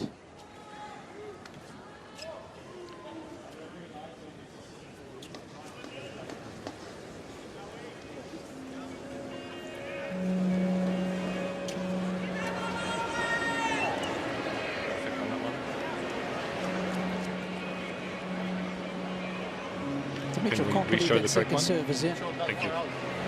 Right, they showed the wrong graphic. They're going to show the correct one now, okay? Ladies and gentlemen, that was the incorrect graphic that was shown. They're going to show the correct one now.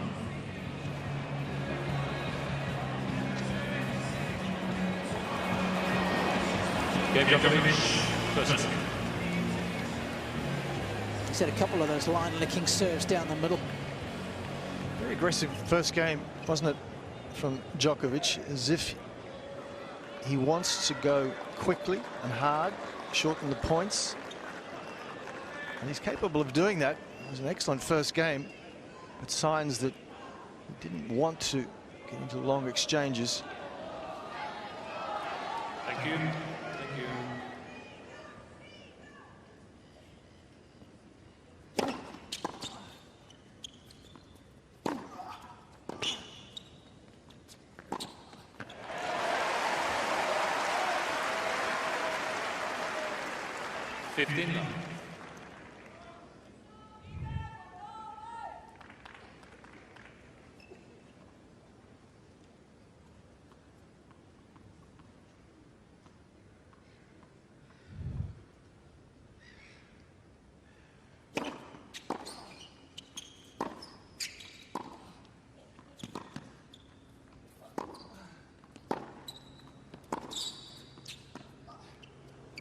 Out.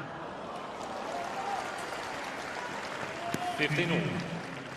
Well, he's missed it, but I like that option from Dimitrov. He's got a good slice backhand, and he can disguise that drop shot. It just makes Djokovic have to change directions quickly. Takes him a little off balance. Stop.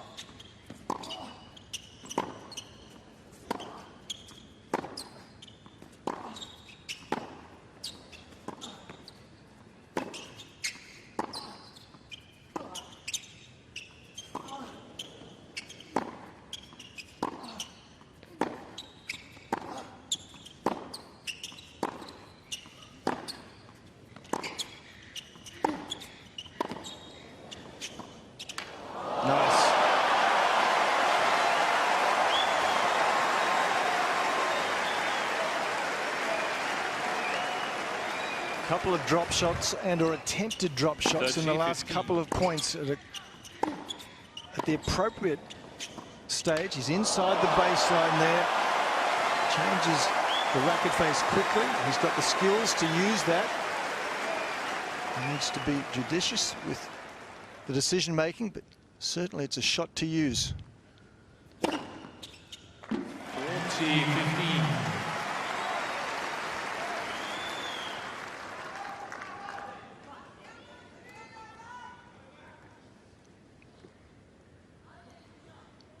Just ahead in the ace race now is Dimitrov, 7-6.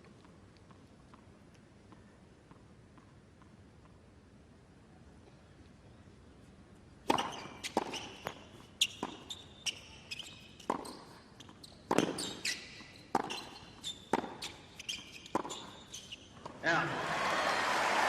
Game Dimitrov. 1 game all.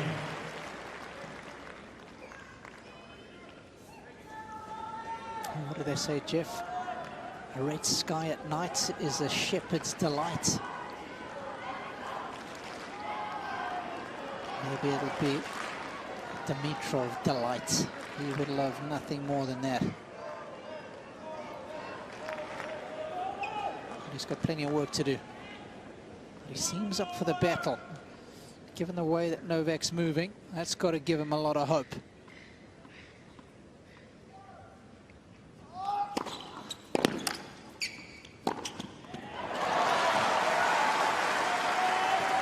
15.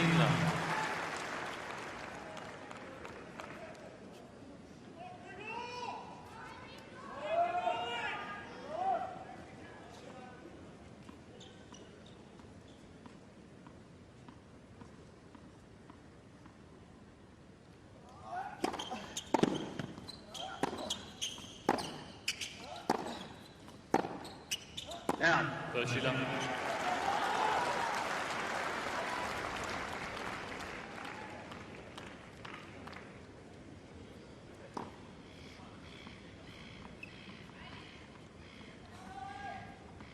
Forced there is 25 for Grigor, just 11 for Novak. Got to keep that number under control.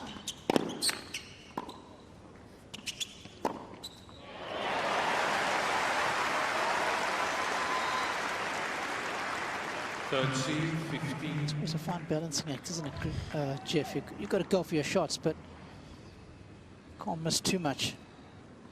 Yeah, no question that Dimitrov has to be the one taking the risks, get the balance right, as you say. That's why I like that on-drop shot that he's been playing. 40-15.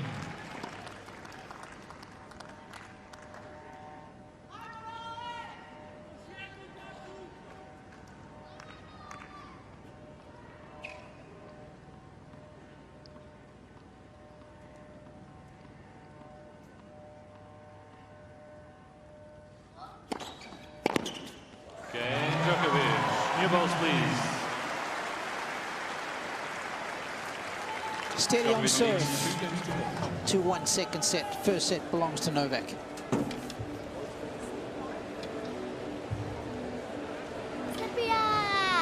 Djokovic, Norway.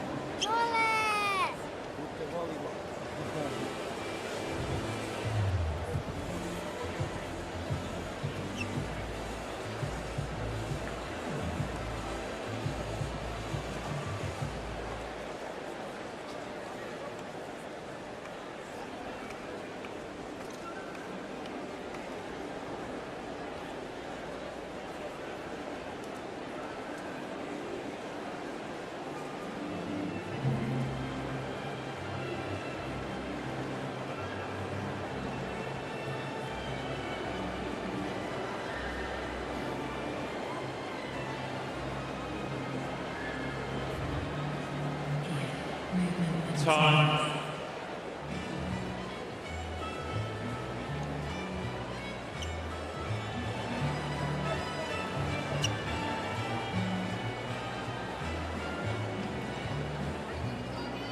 It's pretty tough to put away on this court. Here's Djokovic. Move along quickly, please. Thank He's you. won 23 matches in a row at the Australian Open. He's also on a 36-match win streak in Australia. Thank you. Of course, the trivia question this evening is who was the last man to beat him?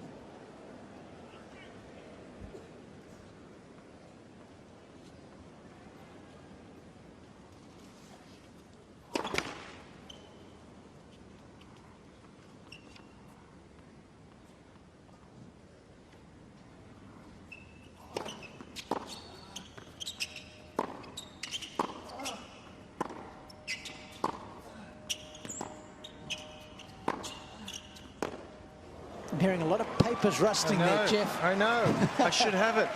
I think Mark knows the answer. He's saying, pick me, pick me. Mark, the last man to beat Djokovic in Australia was? Oh my gosh, let me just get out Google for a second. I'll be back.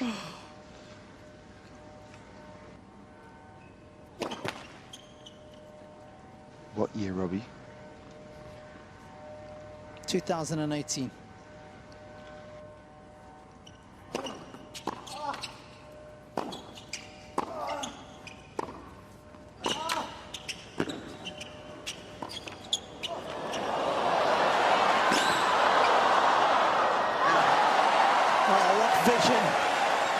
What vision. Very rarely makes an incorrect decision. the most room as a cross-court lob from that position and waited perfectly. He did well to get there and have a crack at it. Dimitrov didn't miss by a lot. How good was the camera follow there? Big shout out to the boys down on 3 and 4. Best in the business. 15-13. Guys, that's the one that I'd like to see more, that serve, and I'm surprised he hasn't served it, because that's the one that's really testing Novak, pushing out wide for that forehand return, and Dimitrov has such a beautiful slider out wide.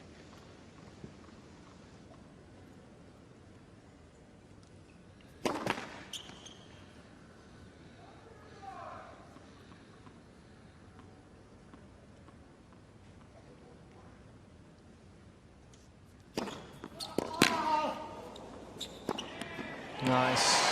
Second there, while Robbie, yes, it was Yeon Chung in the round of 16 in 2018, and it's sad not to have him around still, isn't it? Because he was going so well at that time. Wasn't he just? And foot blisters, etc. that year. Subsequently, he's had back issues.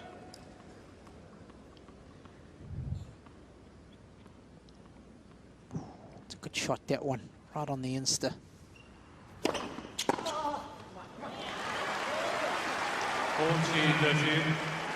What a ball striker Chung was. He ended up making the semi-finals, didn't he? We had another Korean in Adelaide a week and a half ago who did rather well. Yeah. Son Won Kwon winning the title. Fold. He's a lucky loser.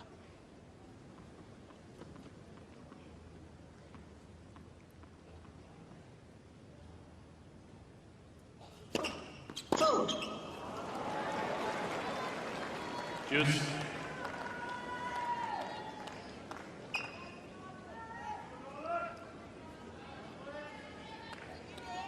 Second serve points won for Dimitrov, still under 50%, and that's where Novak just draws so much success from the ability to win second serve return points.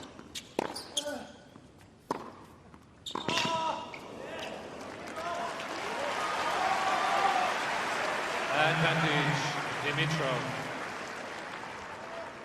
Cain on the leaderboard. Second serve return points won. He's number 1 of the top 20 returners. He wins 55.1%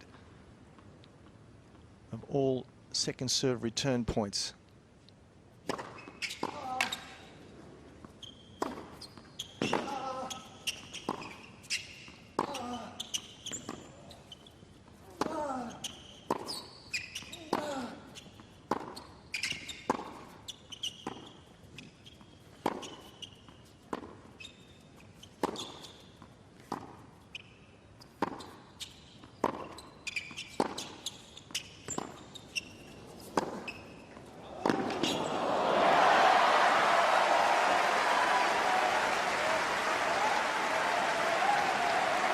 Got some nice curl on the last forehand to Djokovic, hitting on the right side of the ball, made the ball overspin and curl away from Dimitrov.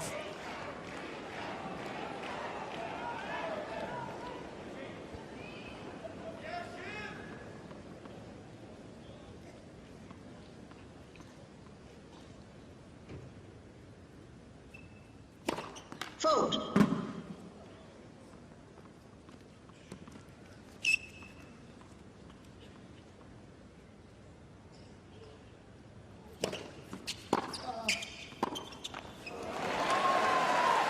Advantage, Djokovic. Just keeps at you with that return. The depth was spot on.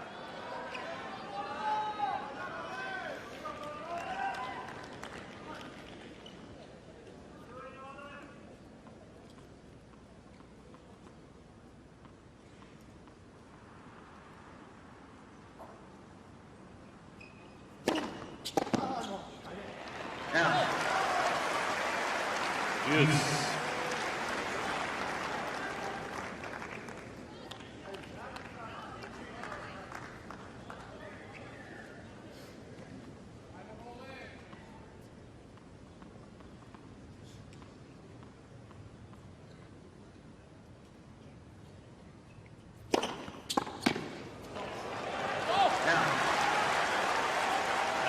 Advantage, Dimitrov.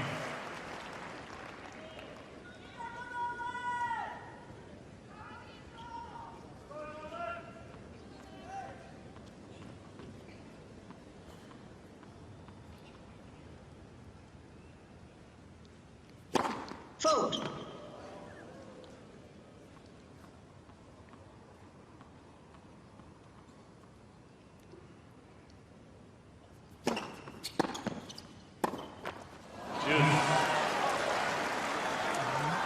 Those last 3 points just highlights what you were suggesting, Jeff. Get that first serve in. Can't get the ball back in play. That's about the only time you've got an edge against Djokovic. He's serving exceptionally well. He's winning 79% of points when the first serve goes in.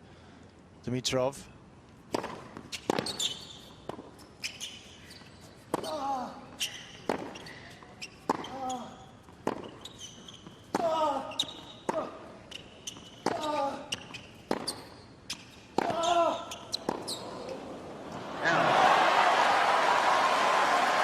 Good as the length and width. Advantage, Djokovic. Looks to be moving more freely at the moment as well. Does Djokovic.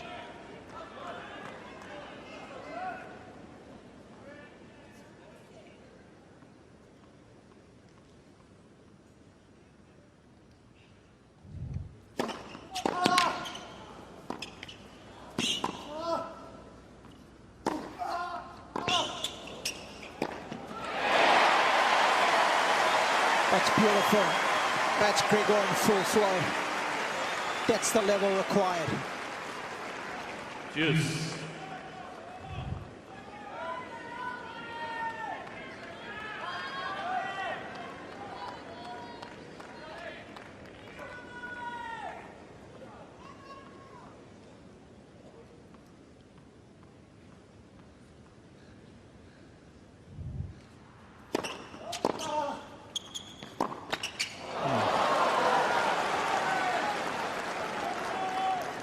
Advantage, Djokovic.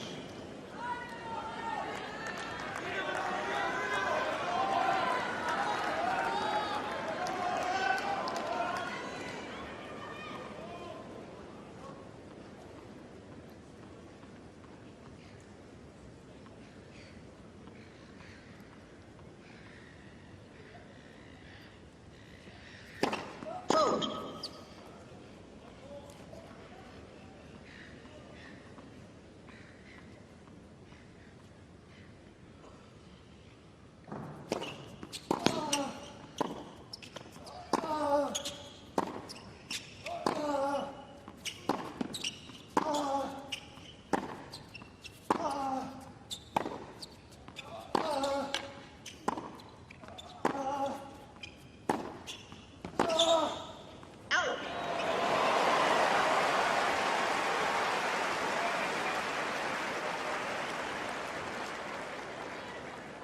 This is good, forceful play.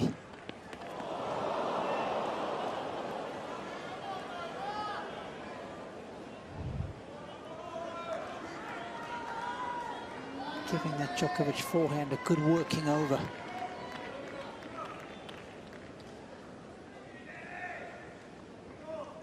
Got to keep Mom happy.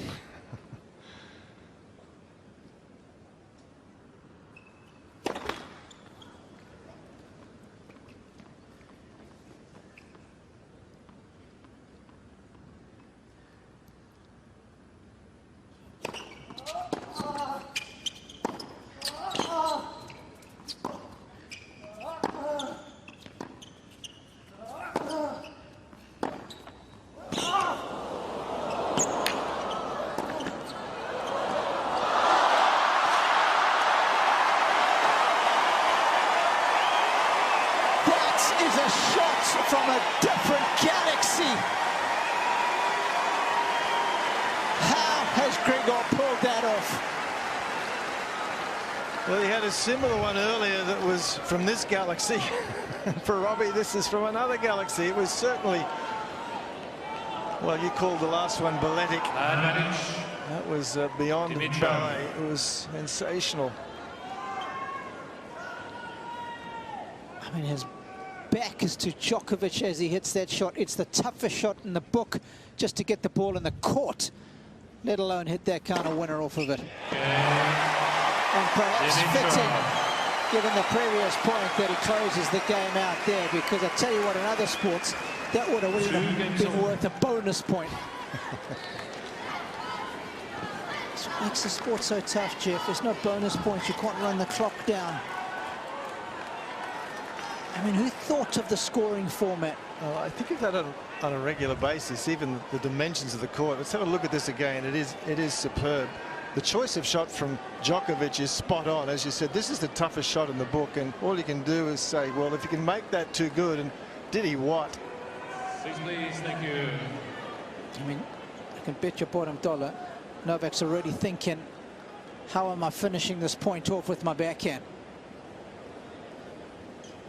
Did not even get to touch the ball. Fault.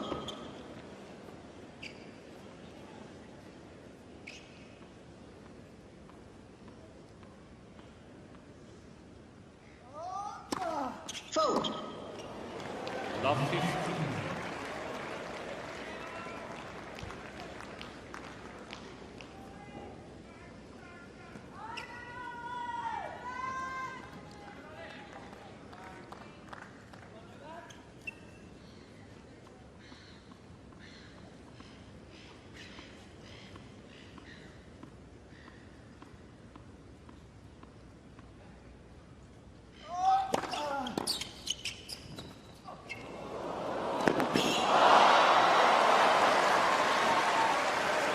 Well, that feel on that half volley was not of the same caliber as the backhand smash, but not far from it. That was deftness of the highest order. This shot, the ball was almost behind him. It needed incredible feel, soft hands, and geometric understanding.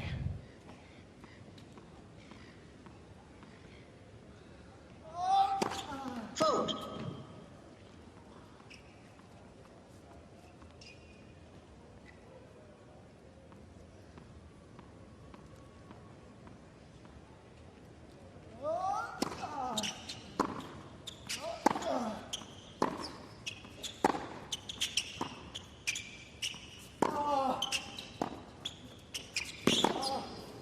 I really like the use of the slice backhand of Dimitrov. 15, 13. There's not many players on tour these days who have a very aggressive slice backhand, but this is a good one. Leans right into it. It's a positive stroke. The ball's staying very low, making it awkward for his opponent.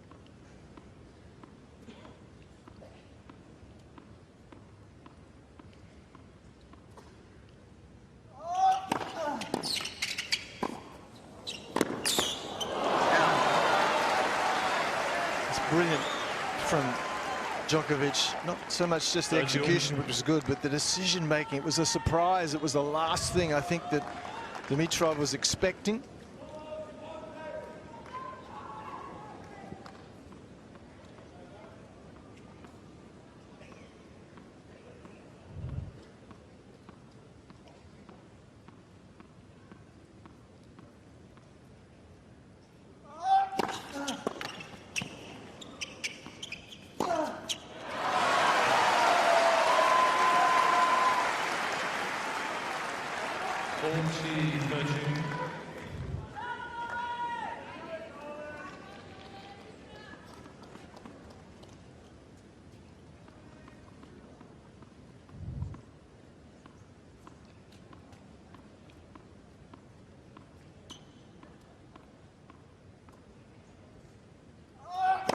Fault.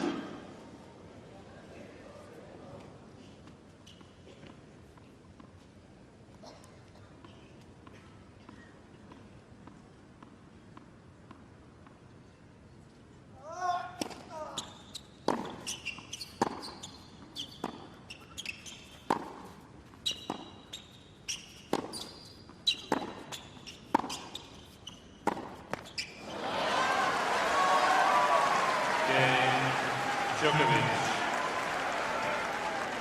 Djokovic leads 3 games to 2. So 5 games into the second set, we're on serve. 3-2.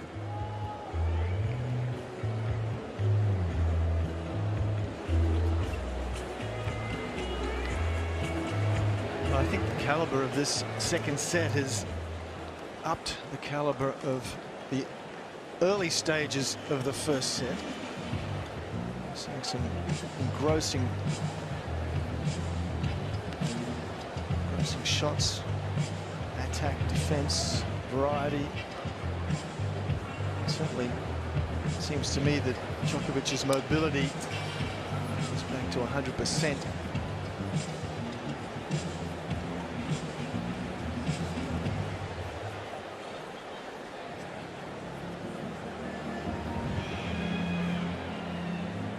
Time.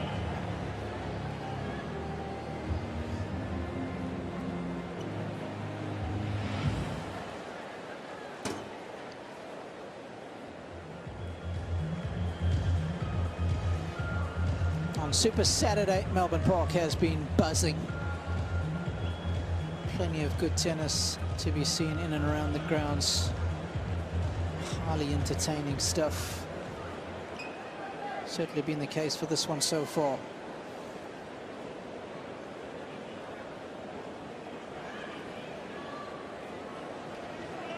Find your places swiftly, please. Players are ready. Never had a win against Djokovic on a hard court, Dimitrov. The only one he had came in Madrid. The clay courts there.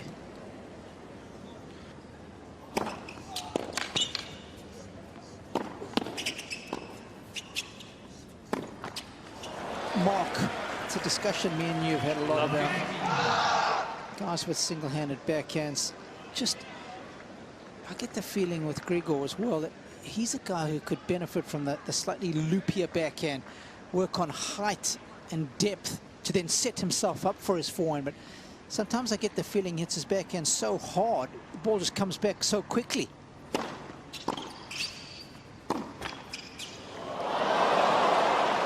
I couldn't agree more, Robbie. I mean, he's dialed in on that slice so beautifully, mixing up the play. And then when he steps in the backhand, like I said, the fastest single backhand on the tour, it's just so flat. I would love to see a little bit of arch on it, definitely, which will give him more time to get in position for that forehand of his. Yeah. You're spot on. Vote.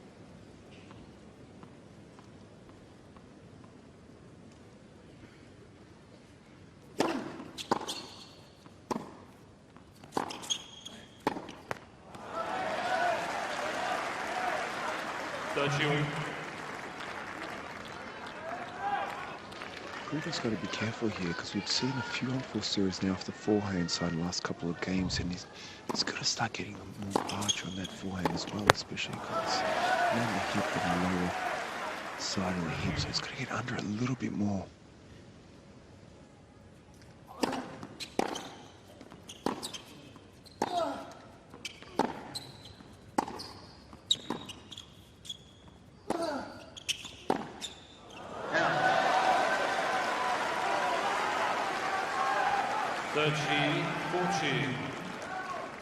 For me, again, it's a time and a place where I want to see some grit from Grigor.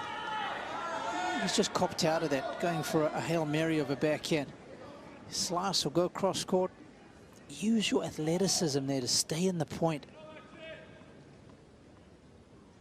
Another unforced brings up a break point.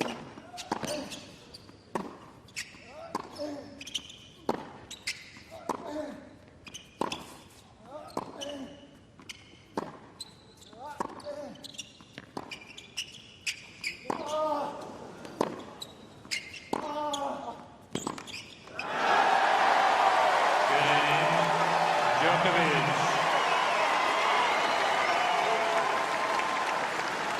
There's only going to be one winner Djokovic in leads that 4 games to 2. backhand to backhand exchange. And that's going to be the 9 times champion here.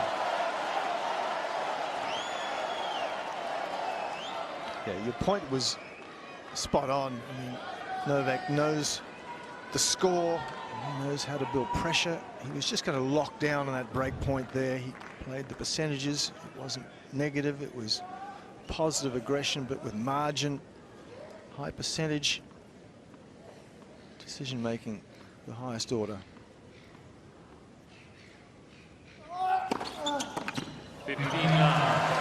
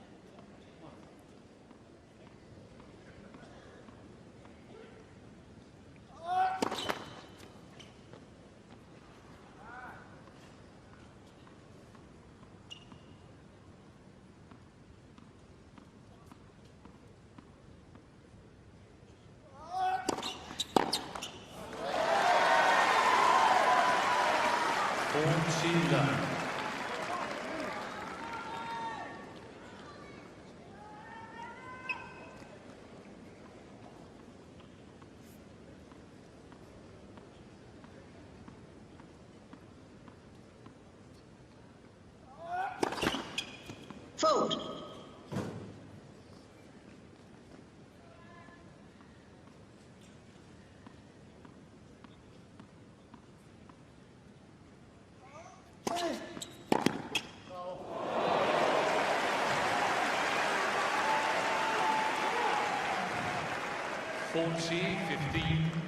That's a lovely shot.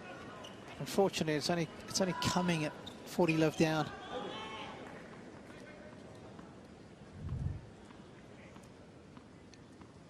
Don't want to bring the mood down, but it's just a fact. You've got to be able to produce those kind of shots early on. It's tough when he's serving that well. That's ruthlessly efficient from Novak to hold and move closer to a 2-sets-to-love lead.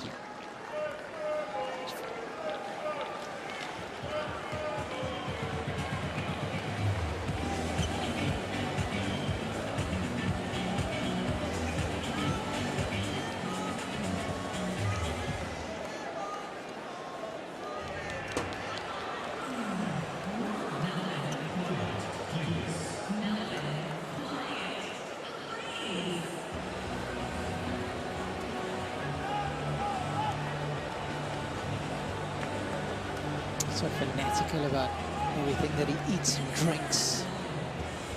Every detail taken care of.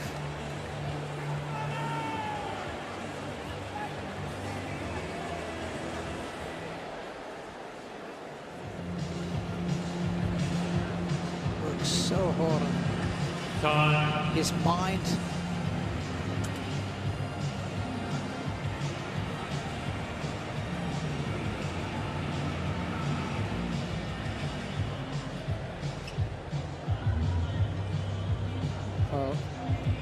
Jelena Gencic, who was the first coach of Monica Seles. When she first hit with Novak, she knew he was something special.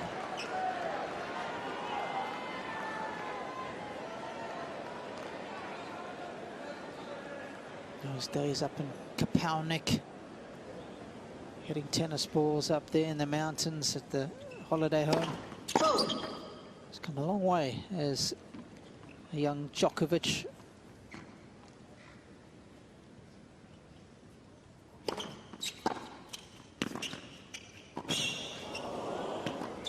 That's beautiful. That is stunning, in fact. 15 love. That chip there, wow, that's old school, Jeff. It is.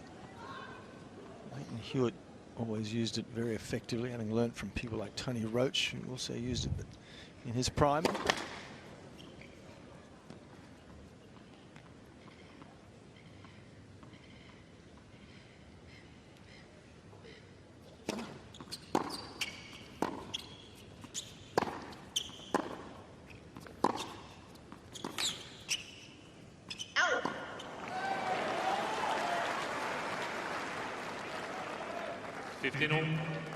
One of the things Jelena used to say about young Djokovic was that he always used to like to come to the net. He used to love to volley a lot. I don't think he gets enough credit for the technique that he has on his volley. Yeah, in the early days, that was one of his... it wasn't his forte, put it that way. But like everything else, he, as you said, he leaves nothing to chance. If there's a chink in his armour anywhere, he looks to solve that chink and work on it. And he's made himself a complete player in every sense.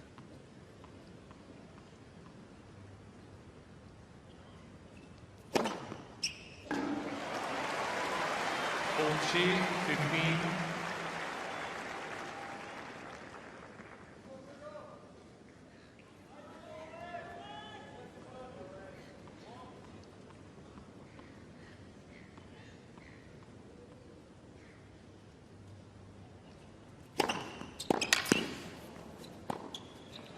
Cain, Dimitrov. Djokovic leads 5 games to 3. Robbie, if we just look at the small tennis nation of Serbia and the 3 world #1s that they've produced in the last 10 years, Jelena Jankovic, Ana Ivanovic, and Novak, it's just extraordinary. It really is. Okay. That's for a 2-sets-to-love lead.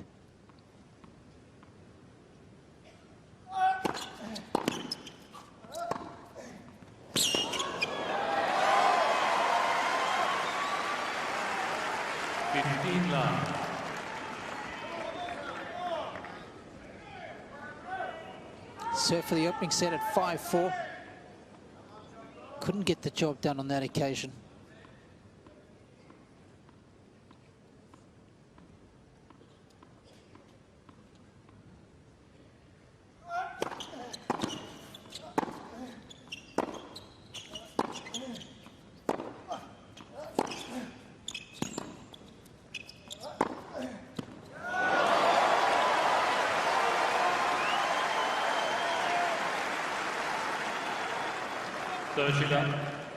Just patient until he's well balanced, got a little extra time before he takes this shot on down the line.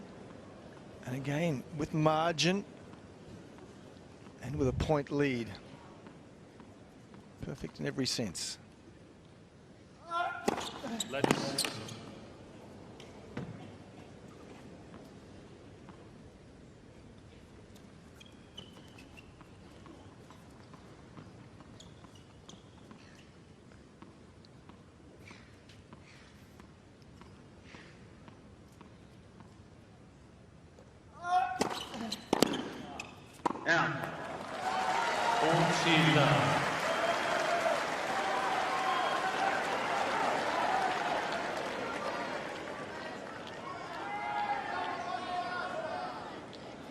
He's only given up 6 points on serve in this set. Djokovic with 3 set points.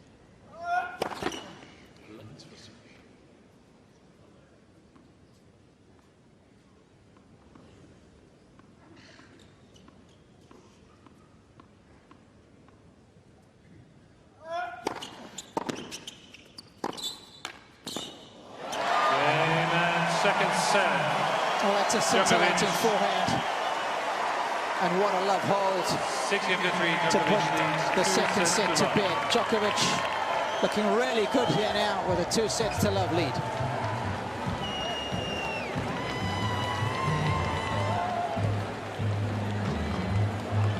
the good news, I think, for Novak and his supporters are that he seems to be moving very freely again. No hesitation in that second set. And scampering out to the forehands as we dissect again some of the important moments. Novak's first serve, again, as you mentioned, Robbie, so effective. Forced errors from Grigor, 10, but look at Novak, 3. Just so tough. He's got a lead and he's ready to just protect that lead by giving nothing free away. We saw some early drop shots from Grigor, and we saw an incredible backhand smash that I'm sure we'll see again.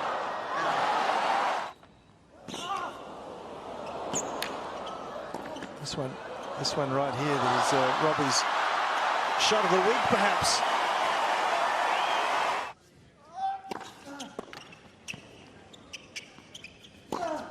He's just ruthless, absolutely ruthless, Novak, with everything he does. His decision-making is of the highest order.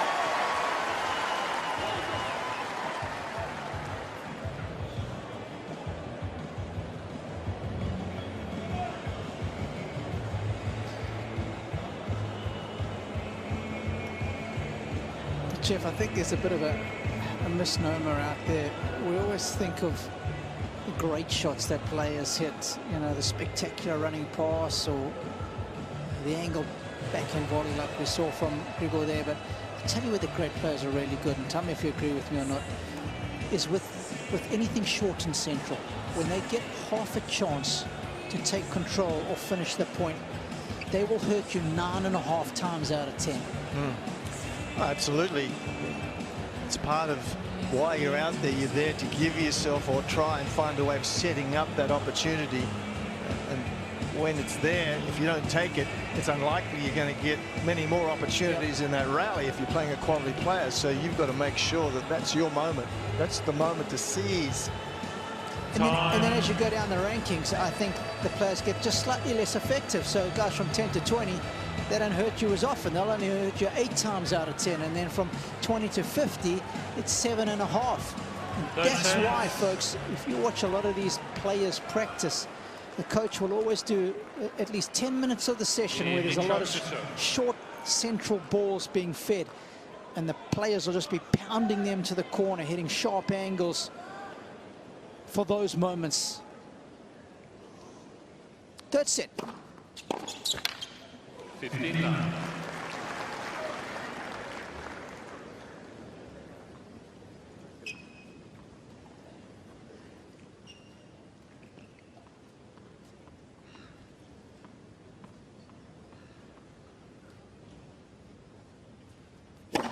Vote.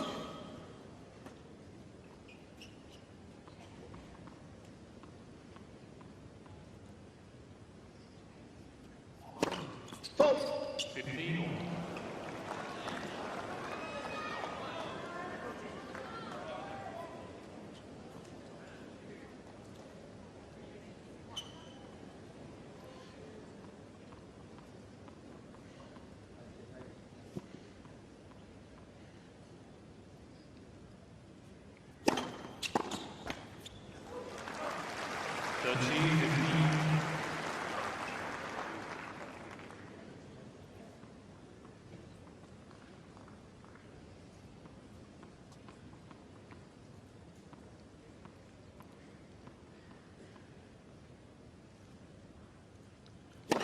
Vote.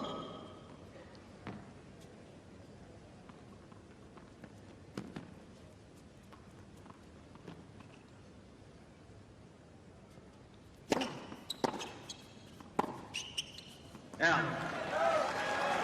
31.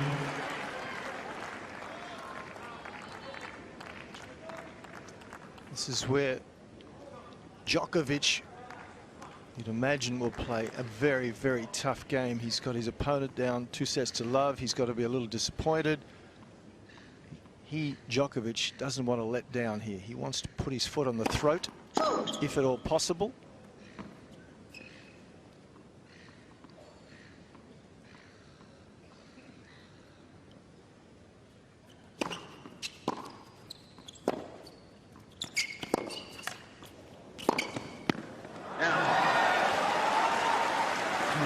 knows that angle.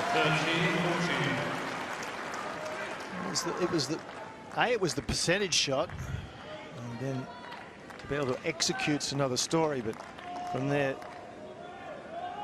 Dimitrov, very few options.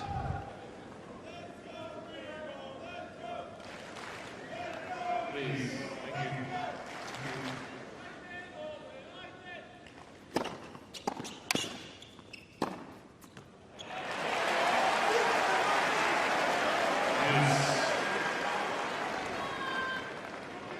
Ladies and gentlemen, just when the player's about to serve is not the best time to be calling.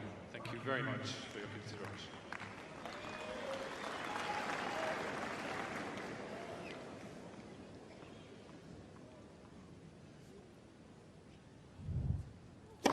Ladies first.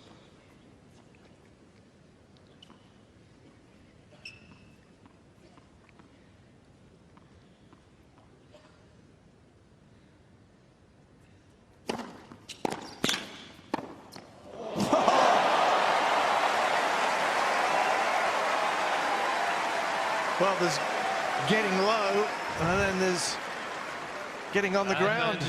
How low he squats here.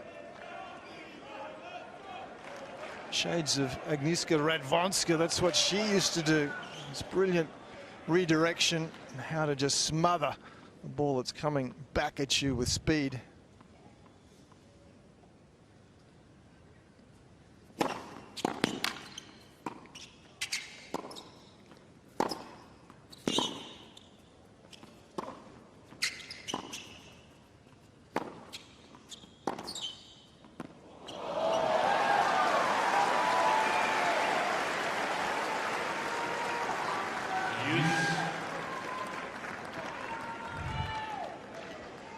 Guys, I'm just sitting here admiring the way Djokovic is moving. I mean, is it 80, is it 90, is it 70? I mean, who cares? I mean, it's just so beautiful to watch. My goodness.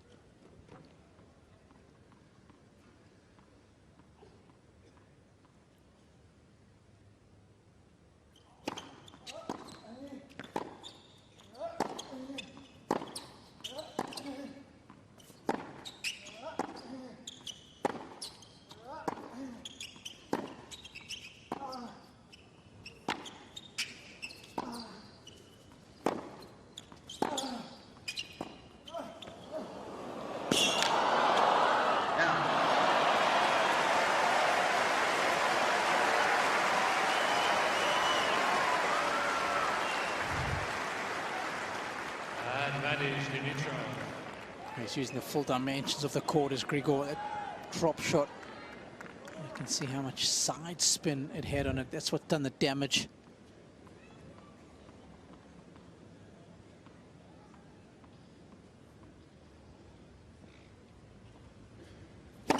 Fold.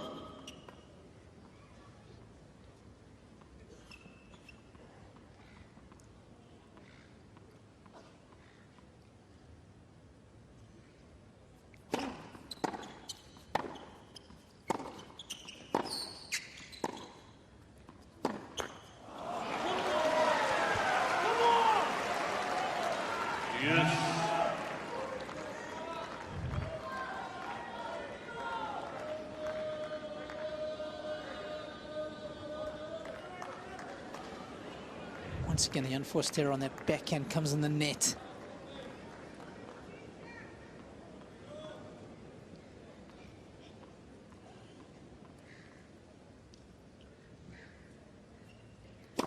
Fold.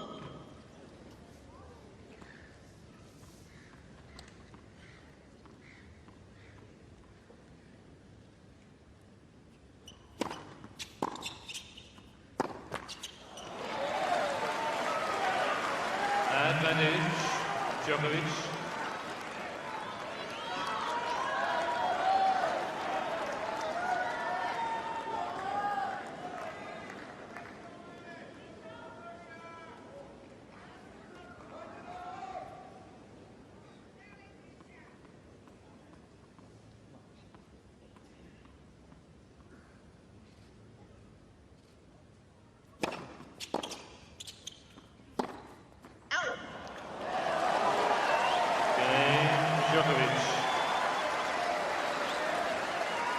A last smile on Eduardo's face. He has seen it all before. First game, third sets. This guy's ability to make something happen on the return is unbelievable.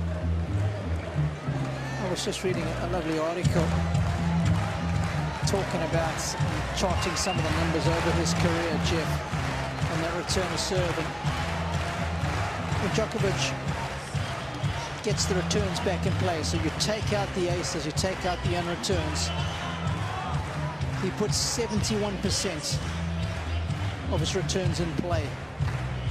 And when he does that, he wins over half the points. So in other words, if he gets the ball back in play, he has the edge. Yep. It's, and you break it down to its important points, it's still all about the serve and return. Yeah. I mean, they are way and above the two leading categories, and Djokovic, has always been in the return of serve category, and of recent years, he's right up there in the serve category as well. If you dominate or are close to dominating in those areas, you're a heck of a player.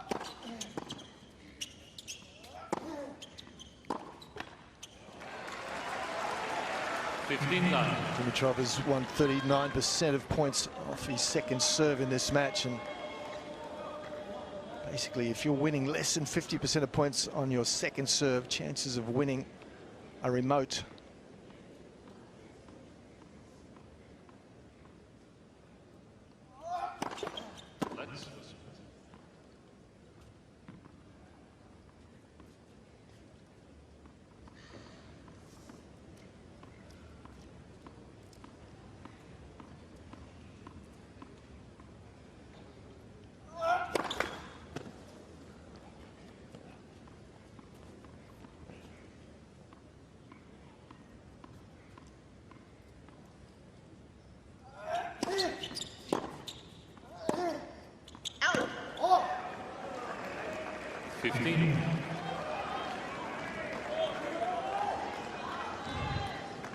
As you said, Jeff, I mean, just Novak now just looking at him, annoyed that he missed that. He knows the importance of keeping that foot down the accelerator and you know, trying to get off this court as soon as possible.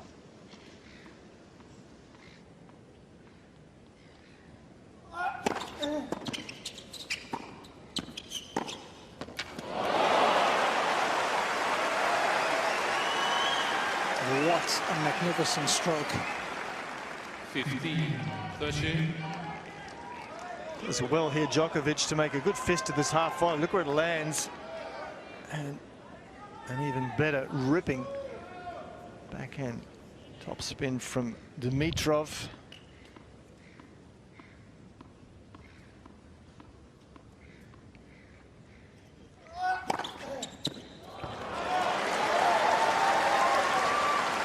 How good does that serve right now, Mark? It's unbelievable, right? Robbie, you said that's his favorite serve, right? I mean, that's what got him out of that trouble at 5-6 in the first set and got him some big points in the tiebreak as well. At some point, you gotta have to sit on it, don't you? Absolutely.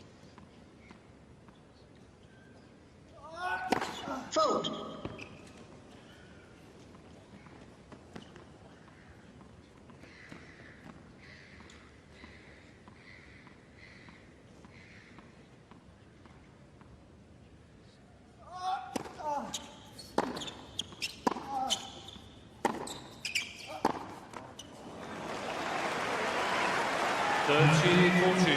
See, that's the one I'd like to see Dimitrov do a lot more. That second serve, just maybe sit back a little bit more and look for that forehand and trying to hit that heavy one.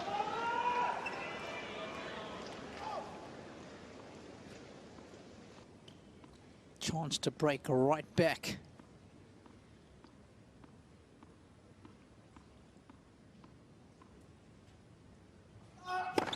Fault.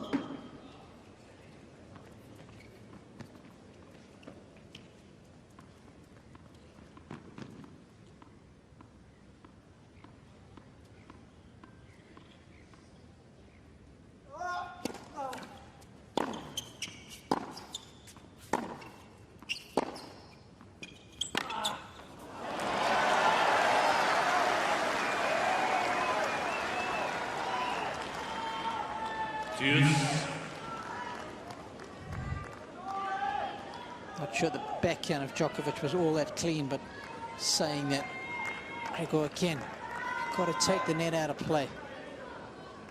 Just go down the middle of the court, let Novak hit a winner off the next ball, but get it in play.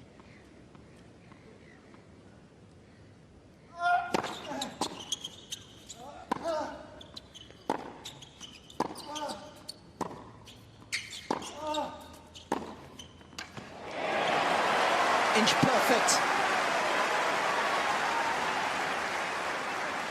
Advantage, Dimitrov.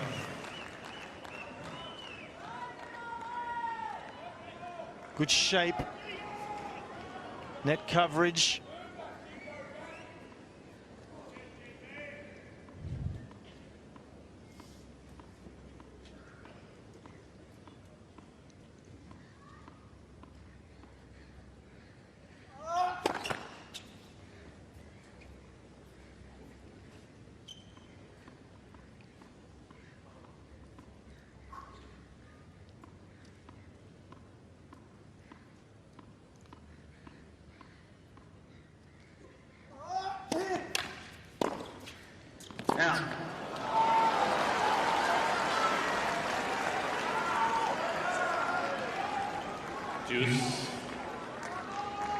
Guys, I wonder if Dimitrov got put off a little bit. Djokovic on that second serve, his racket hit the ground on that follow-through. Yeah, I heard that as well.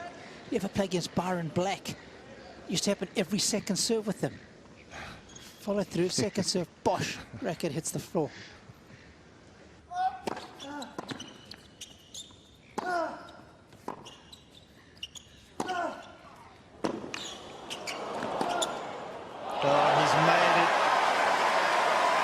Accuracy personified. Advantage, Djokovic.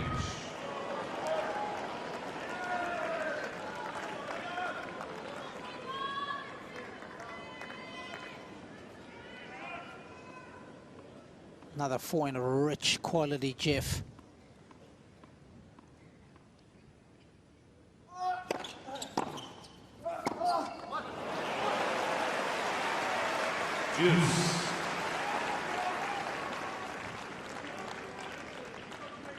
Amazing how that happens. Break points. Struggle to make a return. Suddenly when it's game point for the other guy, no problem making it.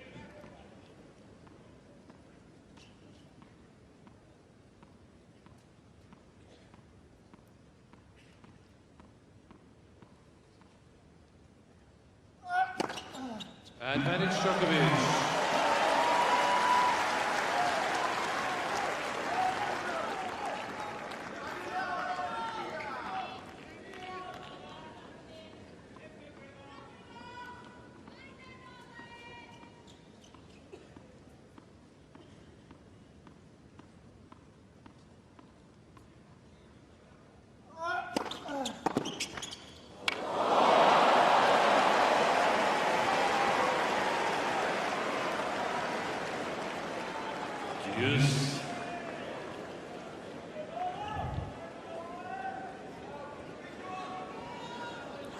All the help you can get when you're playing against Novak on this court.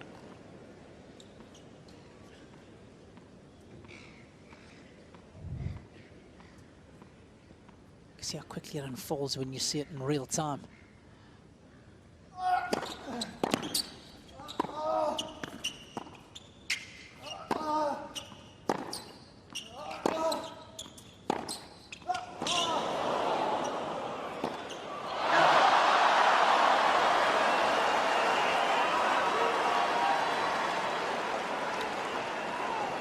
Lots of oohs and ahs, and understandably so, but again, it's Djokovic's ability to make you play one more shot. And as Mark said moments ago, Djokovic is back to moving at his very, very best.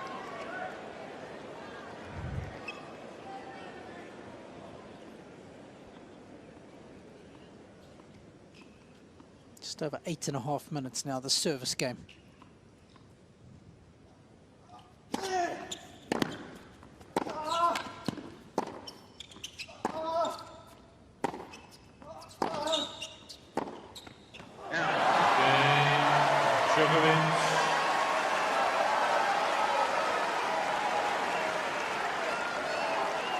Djokovic leads 2 games to love.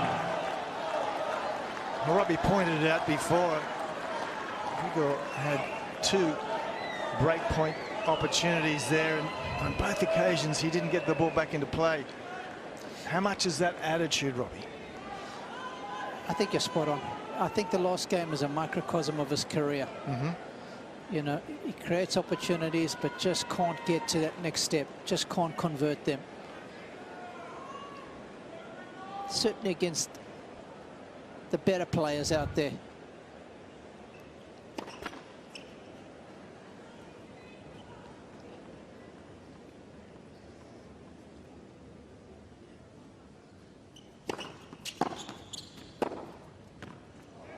I mean, don't get me wrong, he's had a good career, but when he first burst on the scene, I certainly thought he was going to be a major winner.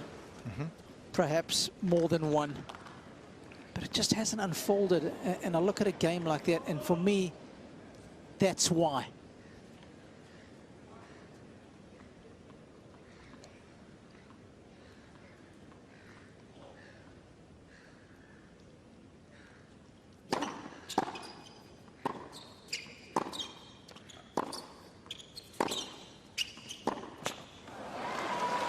It's a really important hold for Dimitrov here. He's now on a break. This is the last game before there's a change of balls as well, and the balls are getting quite heavy. It's hard to get some free points on serve.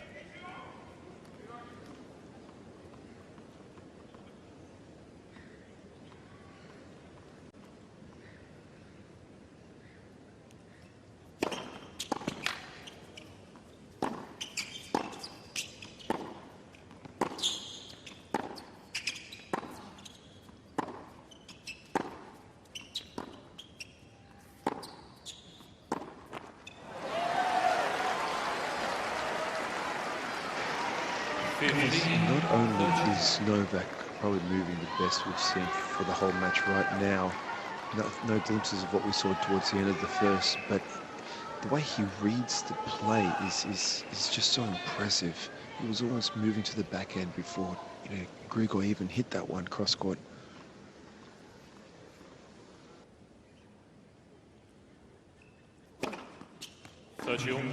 Mark, a lot of people used to say the same about playing against Agassi. Did you play Andre much? Did you feel it when you were playing him too? Oh, did I ever? The pressure of that return of serve in his ground strokes, man.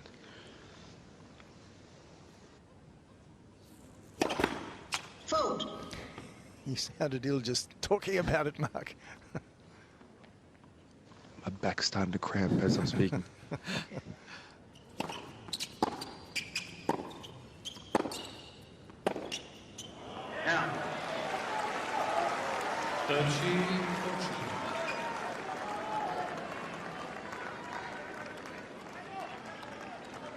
There's moments that I just want to see a bit more grit from Dimitrov. He's got the beautiful shot making, he's got the athleticism. Sometimes it's just as simple as getting balls back in play.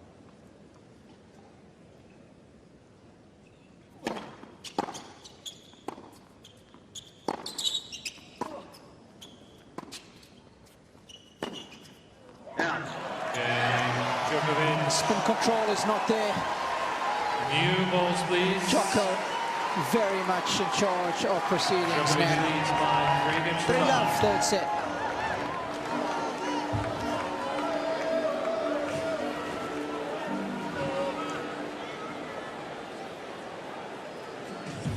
Well, the opportunity of sitting here and watching Djokovic, now that he's back moving fluently, is an absolute joy to see a man at the peak of his power, the movement, the decision making. It is something special, and his desire to get the W is forever present.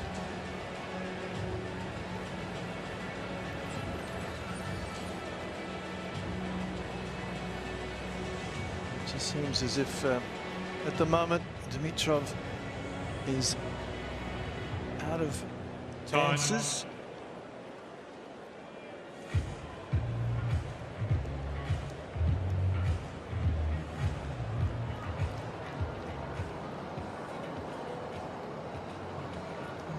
big time tennis. First tennis major of the new year gets underway in Melbourne, and it is day 6 of our live coverage. Plenty of good matches in store, and perhaps the biggest match on the scorecard tomorrow. First up, I believe Mark Philippoussis is in action alongside Marcus Baghdadis taking on the Bryan brothers. Make sure you're up early for that one, Jeff. Tickets, are they still available, do you think? Tell you what, it caused a media frenzy. Easy, easy, boys, easy.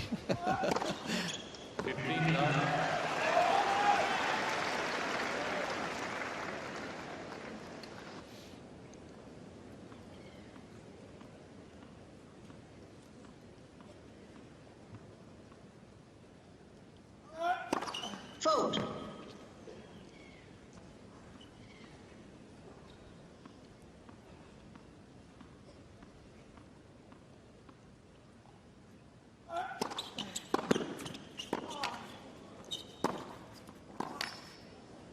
Now. Do you remember your last singles match on this court, Mark? I'm trying to think of it. I'm not sure. Maybe I've taken it out of my mind on purpose, I think.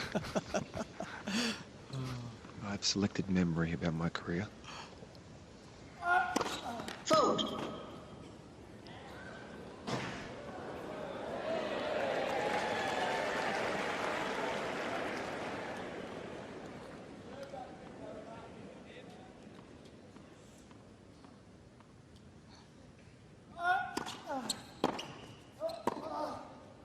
Now. 15-13. I'm not touching on a lot of positives with you this evening, Mark. If it's Agassi's name I bring up, or your last match here, I apologize in advance. I can see you guys have been up a little bit. I'm proud to say I've beaten Andre a couple of times, but he was someone that I felt like if I had a chance, I had to serve my absolute best, you know.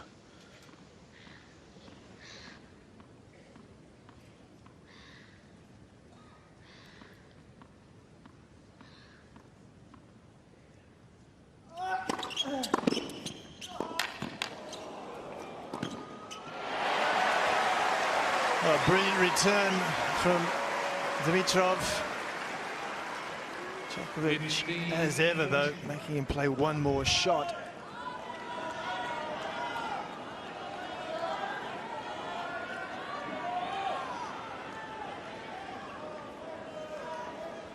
So this is surely a must-win game for the Bulgarian.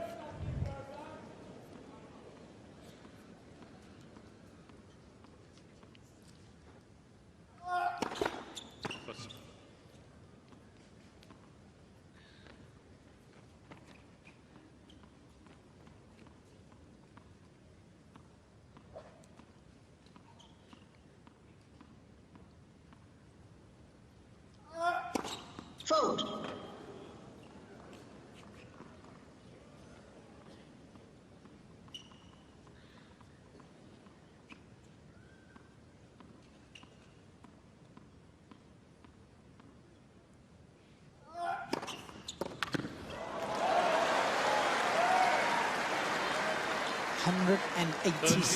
km/h second serve. Yeah, and right into the corner as well.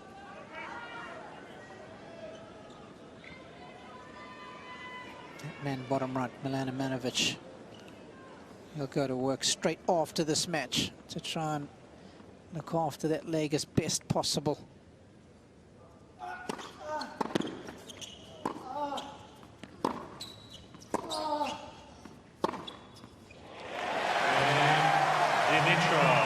That's what he's capable of.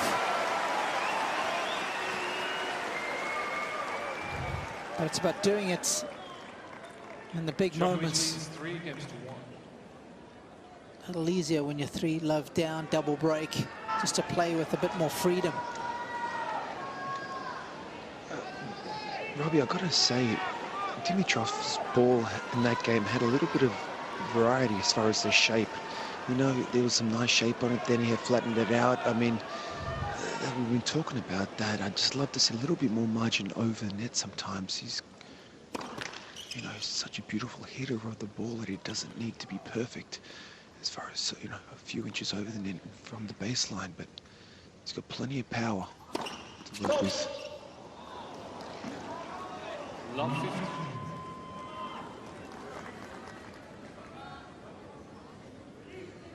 Well, even though it was a small sample size, Mark, Hawkeye just letting me know that you're spot on there.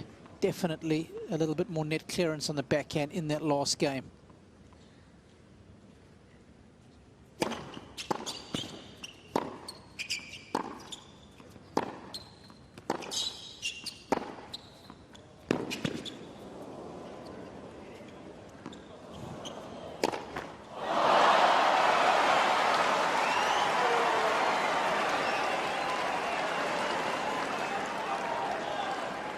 I mean, how does he do it? Lob 13. It's not just any lob.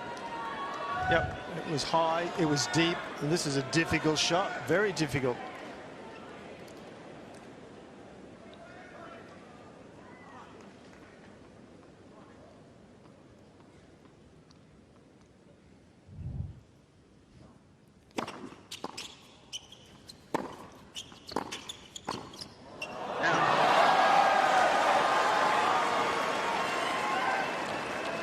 Lob 14.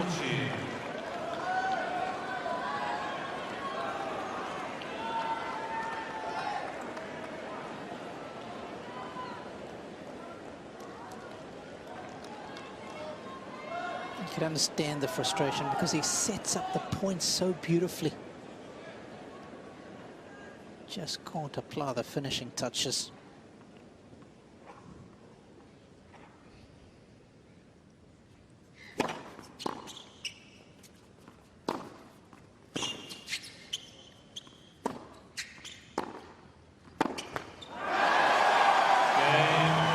Djokovic.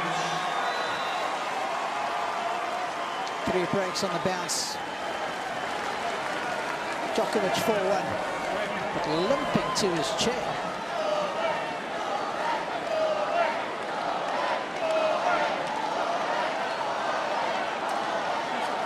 Yeah, we got the physio. He's already on board.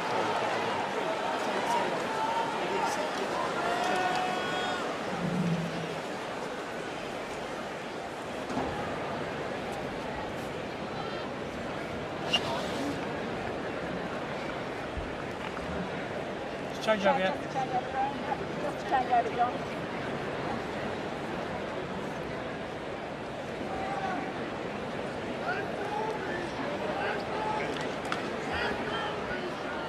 I wonder how much compensation is going on with his movement. Maybe that just causes a niggle somewhere else, or where it's just getting some good old cross friction on the sensitive area, just to keep it loose.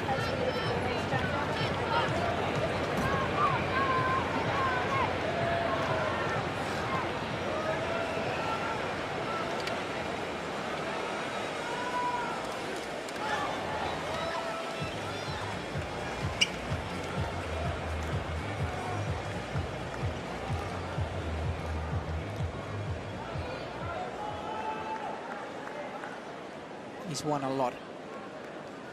He has won a lot as Djokovic. But the fire still burns brightly for more. The appetite, the will to win remains undiluted.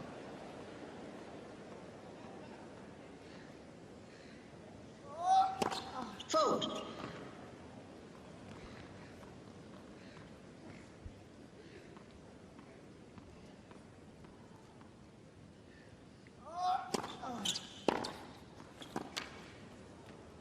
Out. Love 15.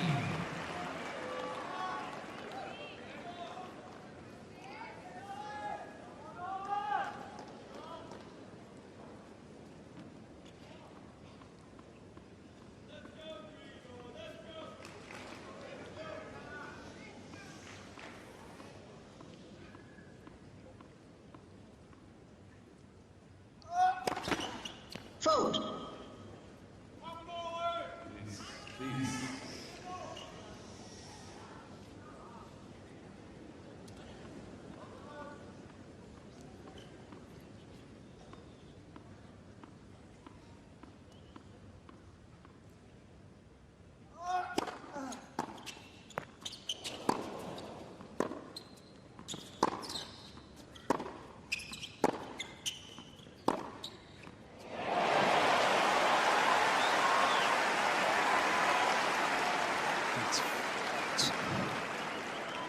Love 13.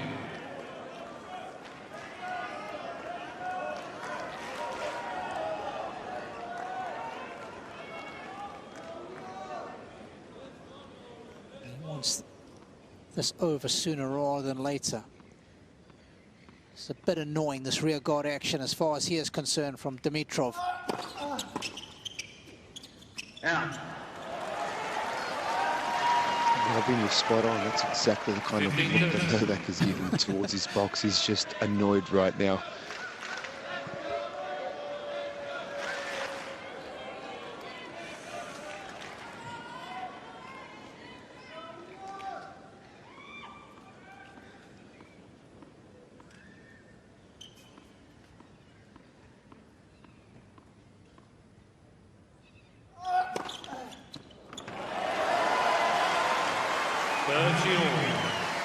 If you have a look at Djokovic's serving patterns in this match, the most unreturned serves come from that particular one right there.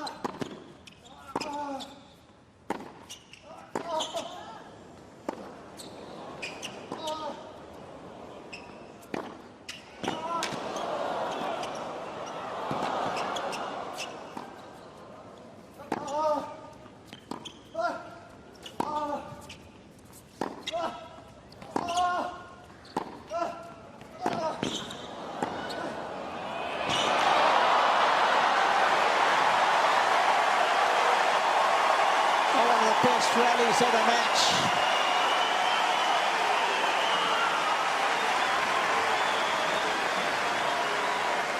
Lovely variation from Grigor. 10 very intelligent shots from his side of the court.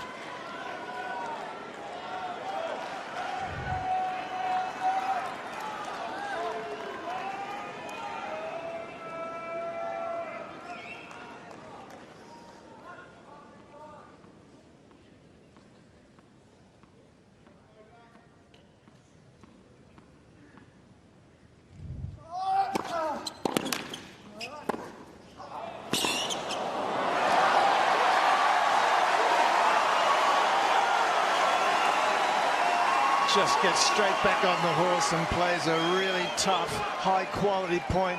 Advantage, Djokovic.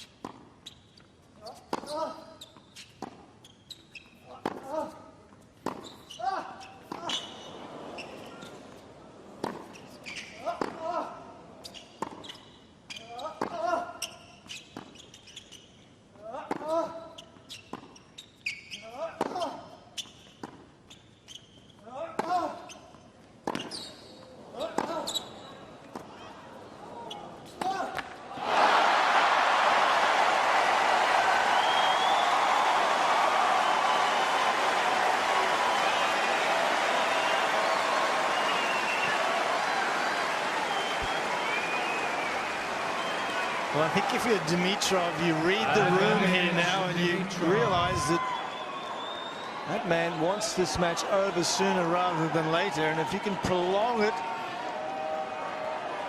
you may just get some reward.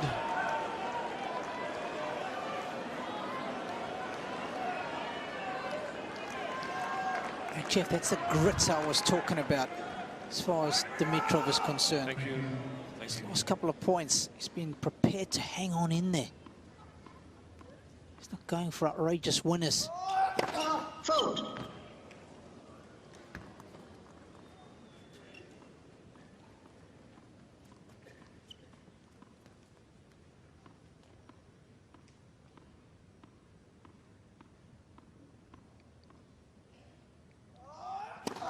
Fault. Dimitrov. Well, the breaks are coming thick and fast. Djokovic leads 4 games to 2. Speaking of four, it's the 4th break in a row, guys.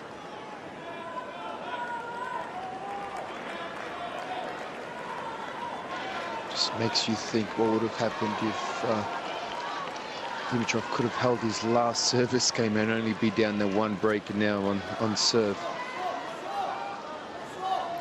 Too true, Mark.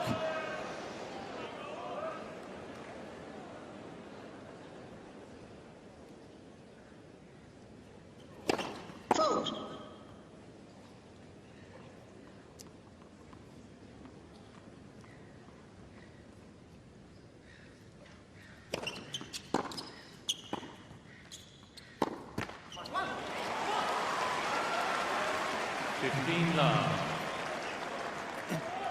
Tell me why it takes Grigor so long to get this animated. He's down at one stage, a set and 2 sets and a double break, and it seems like only now he's totally engaged and desperate to hang on in here, Jeff. I think the crowd's got something to do with it. They want more tennis, and they've been supporting him a little bit more vigorously over the last 20 minutes or so.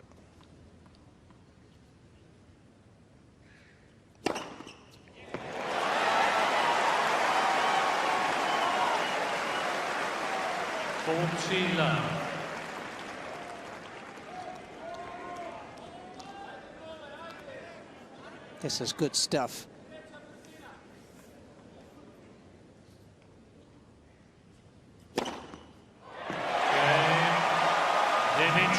Well, suddenly, this 3rd set has taken on a completely different complexion. 4-3, just a single break now.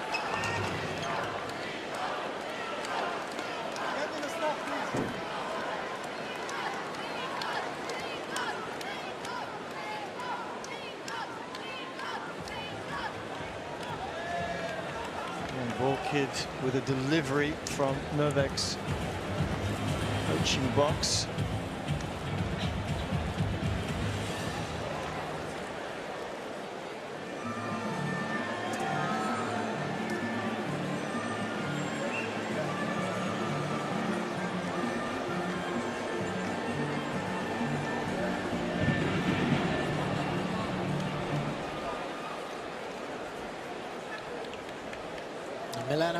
Who was with him in the early days.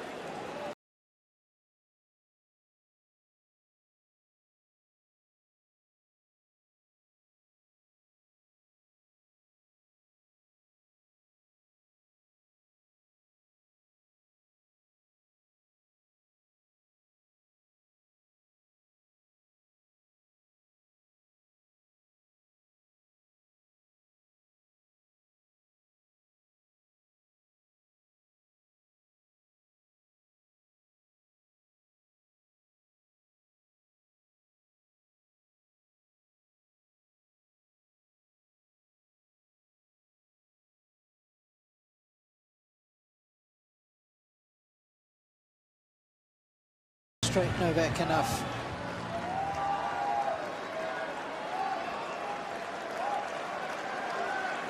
4-love double break. I thought it was done and dusted. That's why we lace him up. You just never know.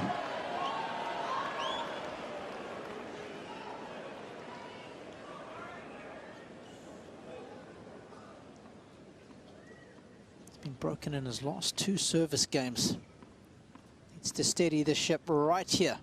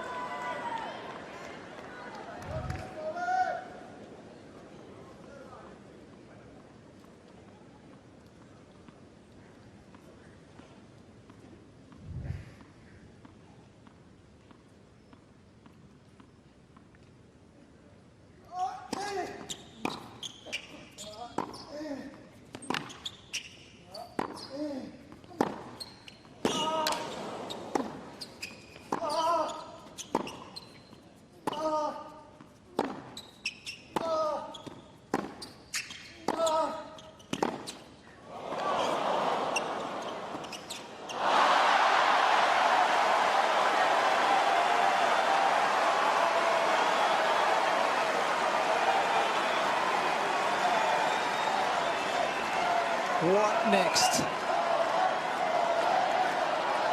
39.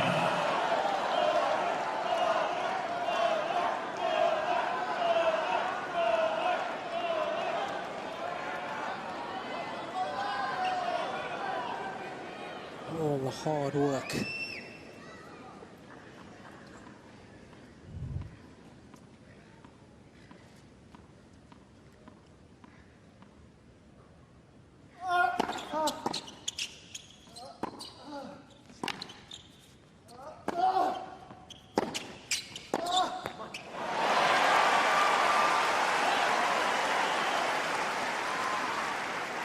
Not taking his opportunities to sneak into the net, Novak. He's had his man stretched once or twice, and normally he'd sneak in and take the ball out of the air, and he's elected not to do so. I also feel like there's a little bit more heat on the forehand of Dimitrov, so when you do get the opportunity to sneak in, you've got to do it, especially on that backhand.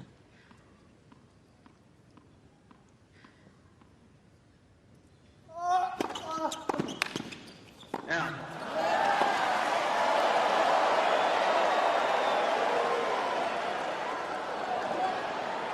40-15.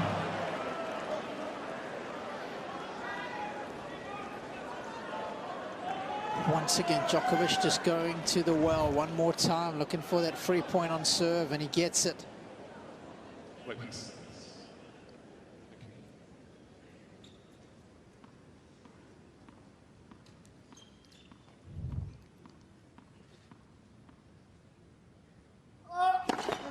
First.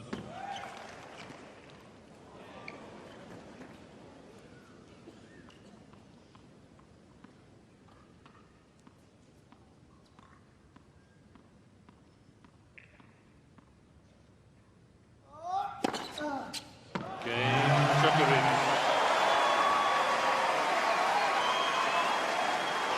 Crawling ever closer to the finishing line is Novak. He was sprinting towards it in the opening 3 or 4 games of the set, but Dimitrov's just been pulling him back.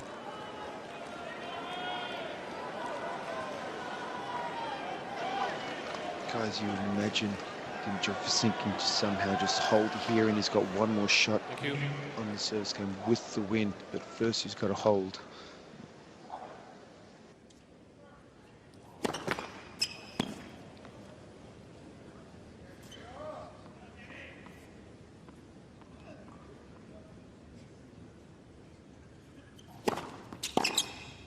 Out. 15-9. Guess what? Guess what, Mark? It is the first return that Novak has missed this set. Apart from the aces, of course, not counting those. He's got his racket on the ball. He's got every single one in play. Wow, that's a lot of pressure. I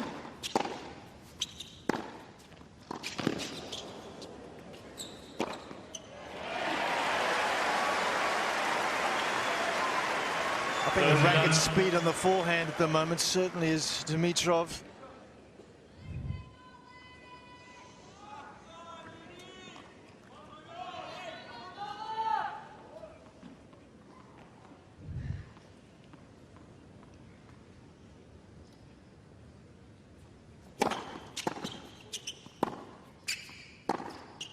Out.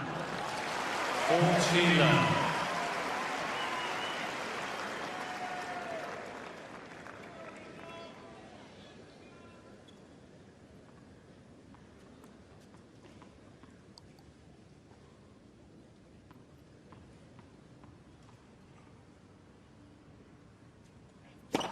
Fault.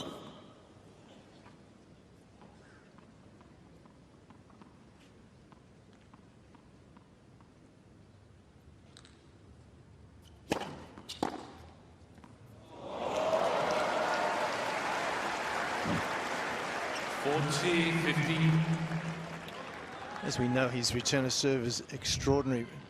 For me, I don't recall Dimitrov serving and volleying once. Just put any shadow of a doubt in Djokovic's mind as to where he should return.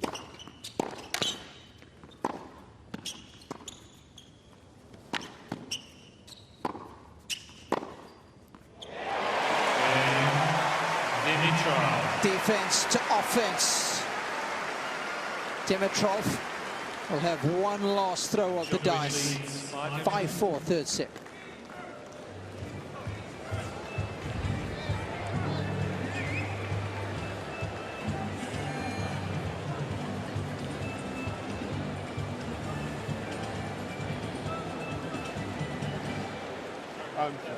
And if this is indeed the last sit down, Jeff, it's been, for me, and I want to hear your view on this match, it's quite a strange one. It was the same as the match that I commentated against Enzo Cuoco for Djokovic. Your thoughts on it?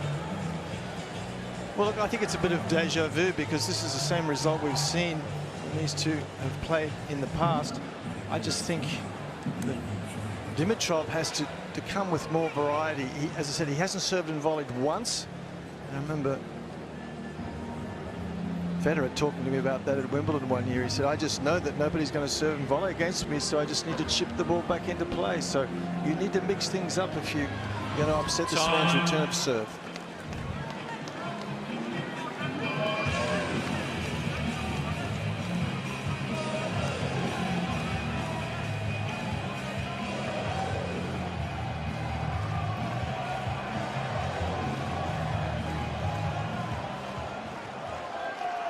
To reach the round of 16 here for the 15th time is Novak.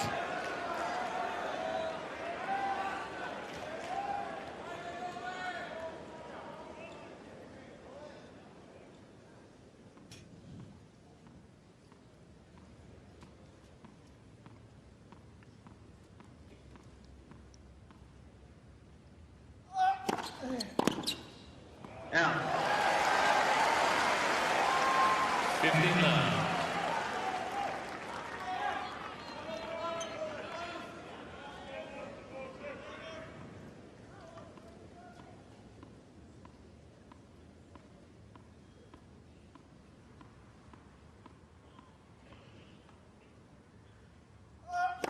Fault.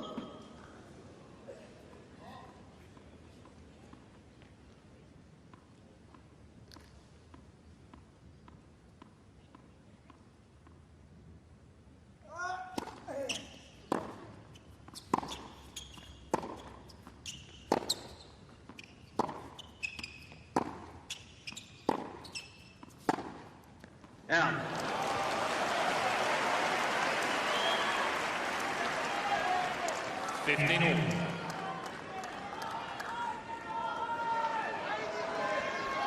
It's very clear here on Dimitrov's intent, just keeping the ball in play, trying to get the rally going. And nice margins on those backhands, didn't try and overplay them at all.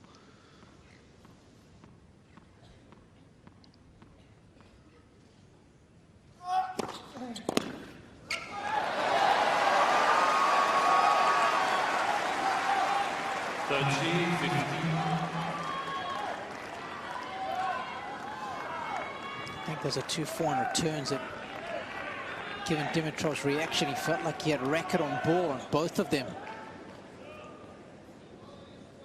Should have at the very least put them in play.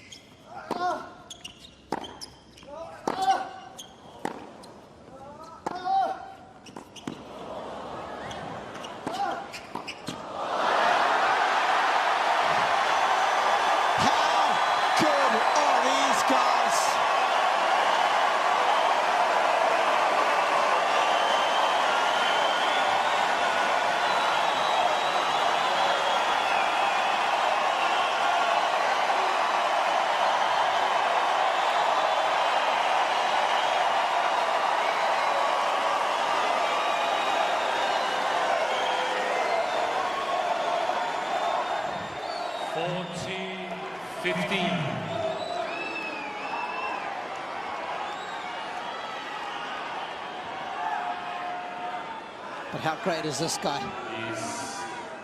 when it really matters?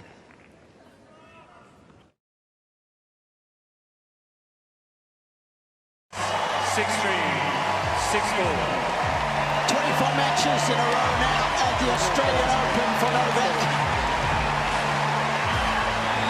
37 straight down under. He is safely through to the 4th round. He beats Grigor Dimitrov in straight sets, but it was a hard hack day. 7-6, 6-3, 6-4. Wonderful viewing, no question about that. The sort of rallies that we saw, and the physicality is right at the highest level. I'm just not certain, though, if what we're seeing from Novak as far as his reactions from time to time, that he can really go the distance in this tournament, and I'm very serious about that. It's just hard to imagine that he can. We're only midway through it, as this man gets deserved applause.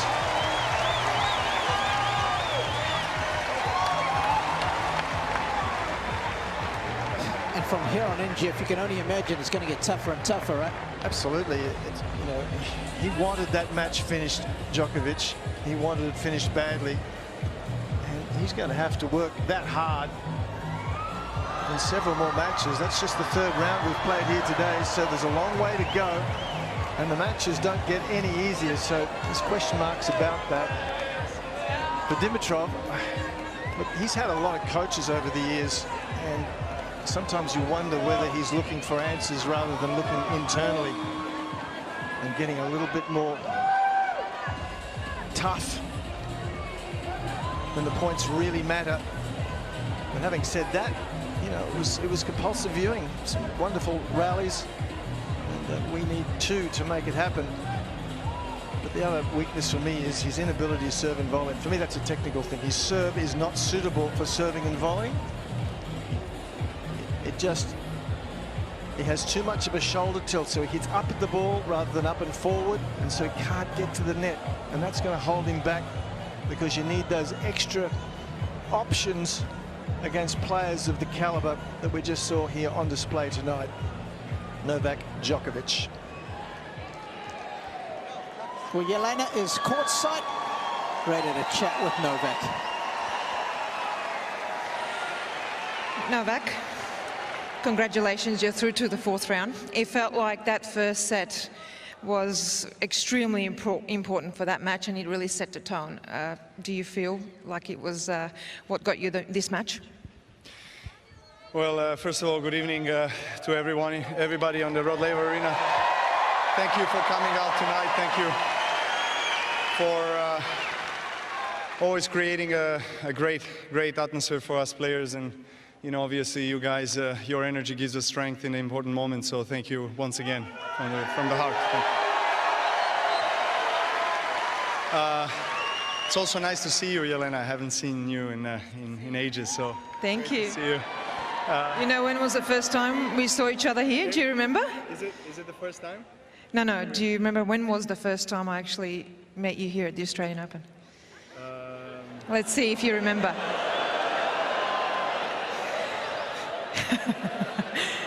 Okay, so you... 2007, 6. 5. Yes, 6. Good. Okay, you won in 2008, and you came to me here in 2006, and you said, "Hi, I'm Novak Djokovic. Do you remember me?" And I said to you, "Yes, I do." And I have to admit, I didn't, because we hit 2 years earlier, and I pretended I did, but I definitely know who you are now, and I remember you now.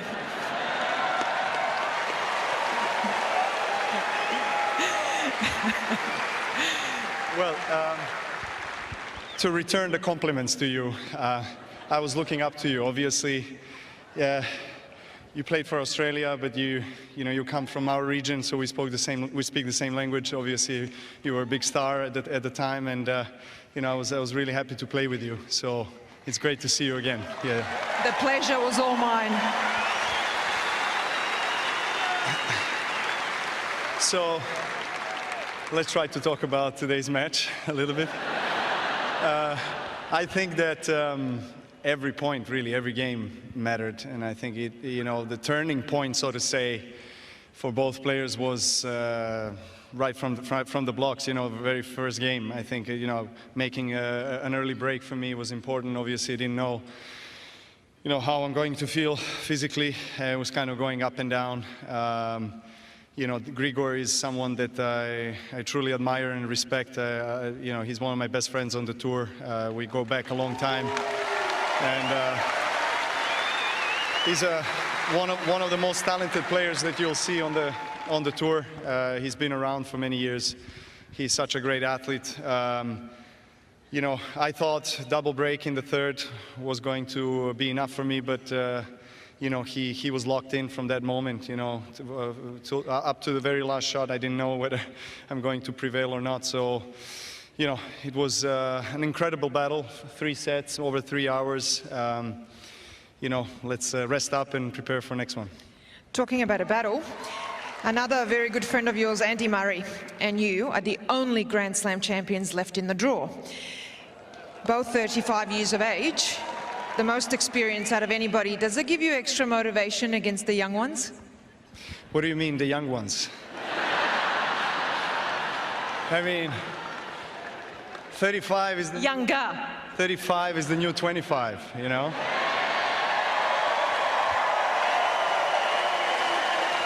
Tell you what, you're playing and moving like you're 25, so... I mean, look at Rafa, look at Andy. I mean, they're all playing an extremely high level. So, I'm trying to do the same. Obviously, every season counts, I guess now. When you come to probably the last stage, last quarter of your career, obviously you start, I think, appreciating and valuing every single tournament more, because you know that you might not have too many left in the tank. But I've been very fortunate to do what I love. I truly love this sport. I love competing. It's been now almost 20 years of professional sport. So yeah, I can't be more grateful than I am. Well, talking about love and the love affair, I have to talk about the Australian Open. You've won it 9 times. You're going for your 10th. It's your most successful Grand Slam. There's clearly something about Rod Laver Arena and Melbourne that makes you play so well here. What is it? There's few things. First of all, I love the conditions here. I think, particularly in the night, night sessions, it's played really well for me. I think for my style of tennis, and I guess the more you win on the court, the more confident you feel every next time you step on the court, and of course the atmosphere over the years. This is one of the most important stadiums in the world. So this stadium, this crowd always gets the best out of me, and I try my very best as I have tonight, and I'm really fortunate to still stay in the tournament. Last one, I'll let you get back to your recovery. Talking about night sessions, Dimitrov, Djokovic, 4th round, Monday potentially a night session. Your thoughts on that one? Yeah, obviously Dimitrov, one of the quickest players on the tour, probably the quickest guy. He has improved a lot. Obviously he has Leighton Hewitt in his corner, who is multiple Grand Slam winner, #1 in the world, and that's a great team. So playing in front of you guys, obviously I don't know how many of you will be on my side. I don't think too many, but I don't know. Let's see. Obviously it's going to be a great atmosphere, I'm sure, and I'll look forward to it. They love you, we love you. Thank you, Novak. You're through to the 4th round. Ladies and gentlemen, Novak Djokovic.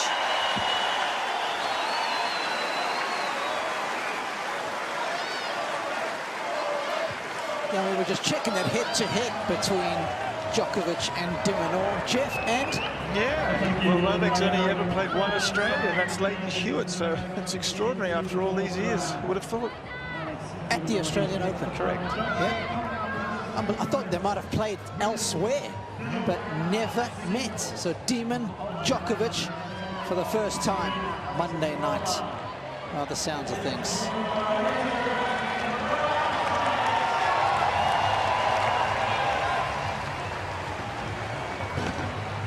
They have faith. They have plenty of it. And justifiably so. This man is he's en route to probably breaking all records. He's playing as well as ever. Of course, he's got that little tweak, and we just don't know how that's going to hold up. I've got my doubts as its ability to hold up for the rest of the tournament. But, well, he's got some magical powers in every sense. As we got one final look at this summary, I think Novak's serving was outstanding tonight. First serves into play 72%, but he won similar numbers when that first serve went into play. It got him out of trouble many times, especially that slider down the center line in the ad court. And net points 115 of 20 for Novak. Didn't come in as much towards the end because I think he was trying to protect that thigh. And as we suggested during the coverage, he looked as if he wanted to just get off the court as quickly as possible, but his opponent fought back, and it went a little longer than he hoped. But in the end, he got the job done.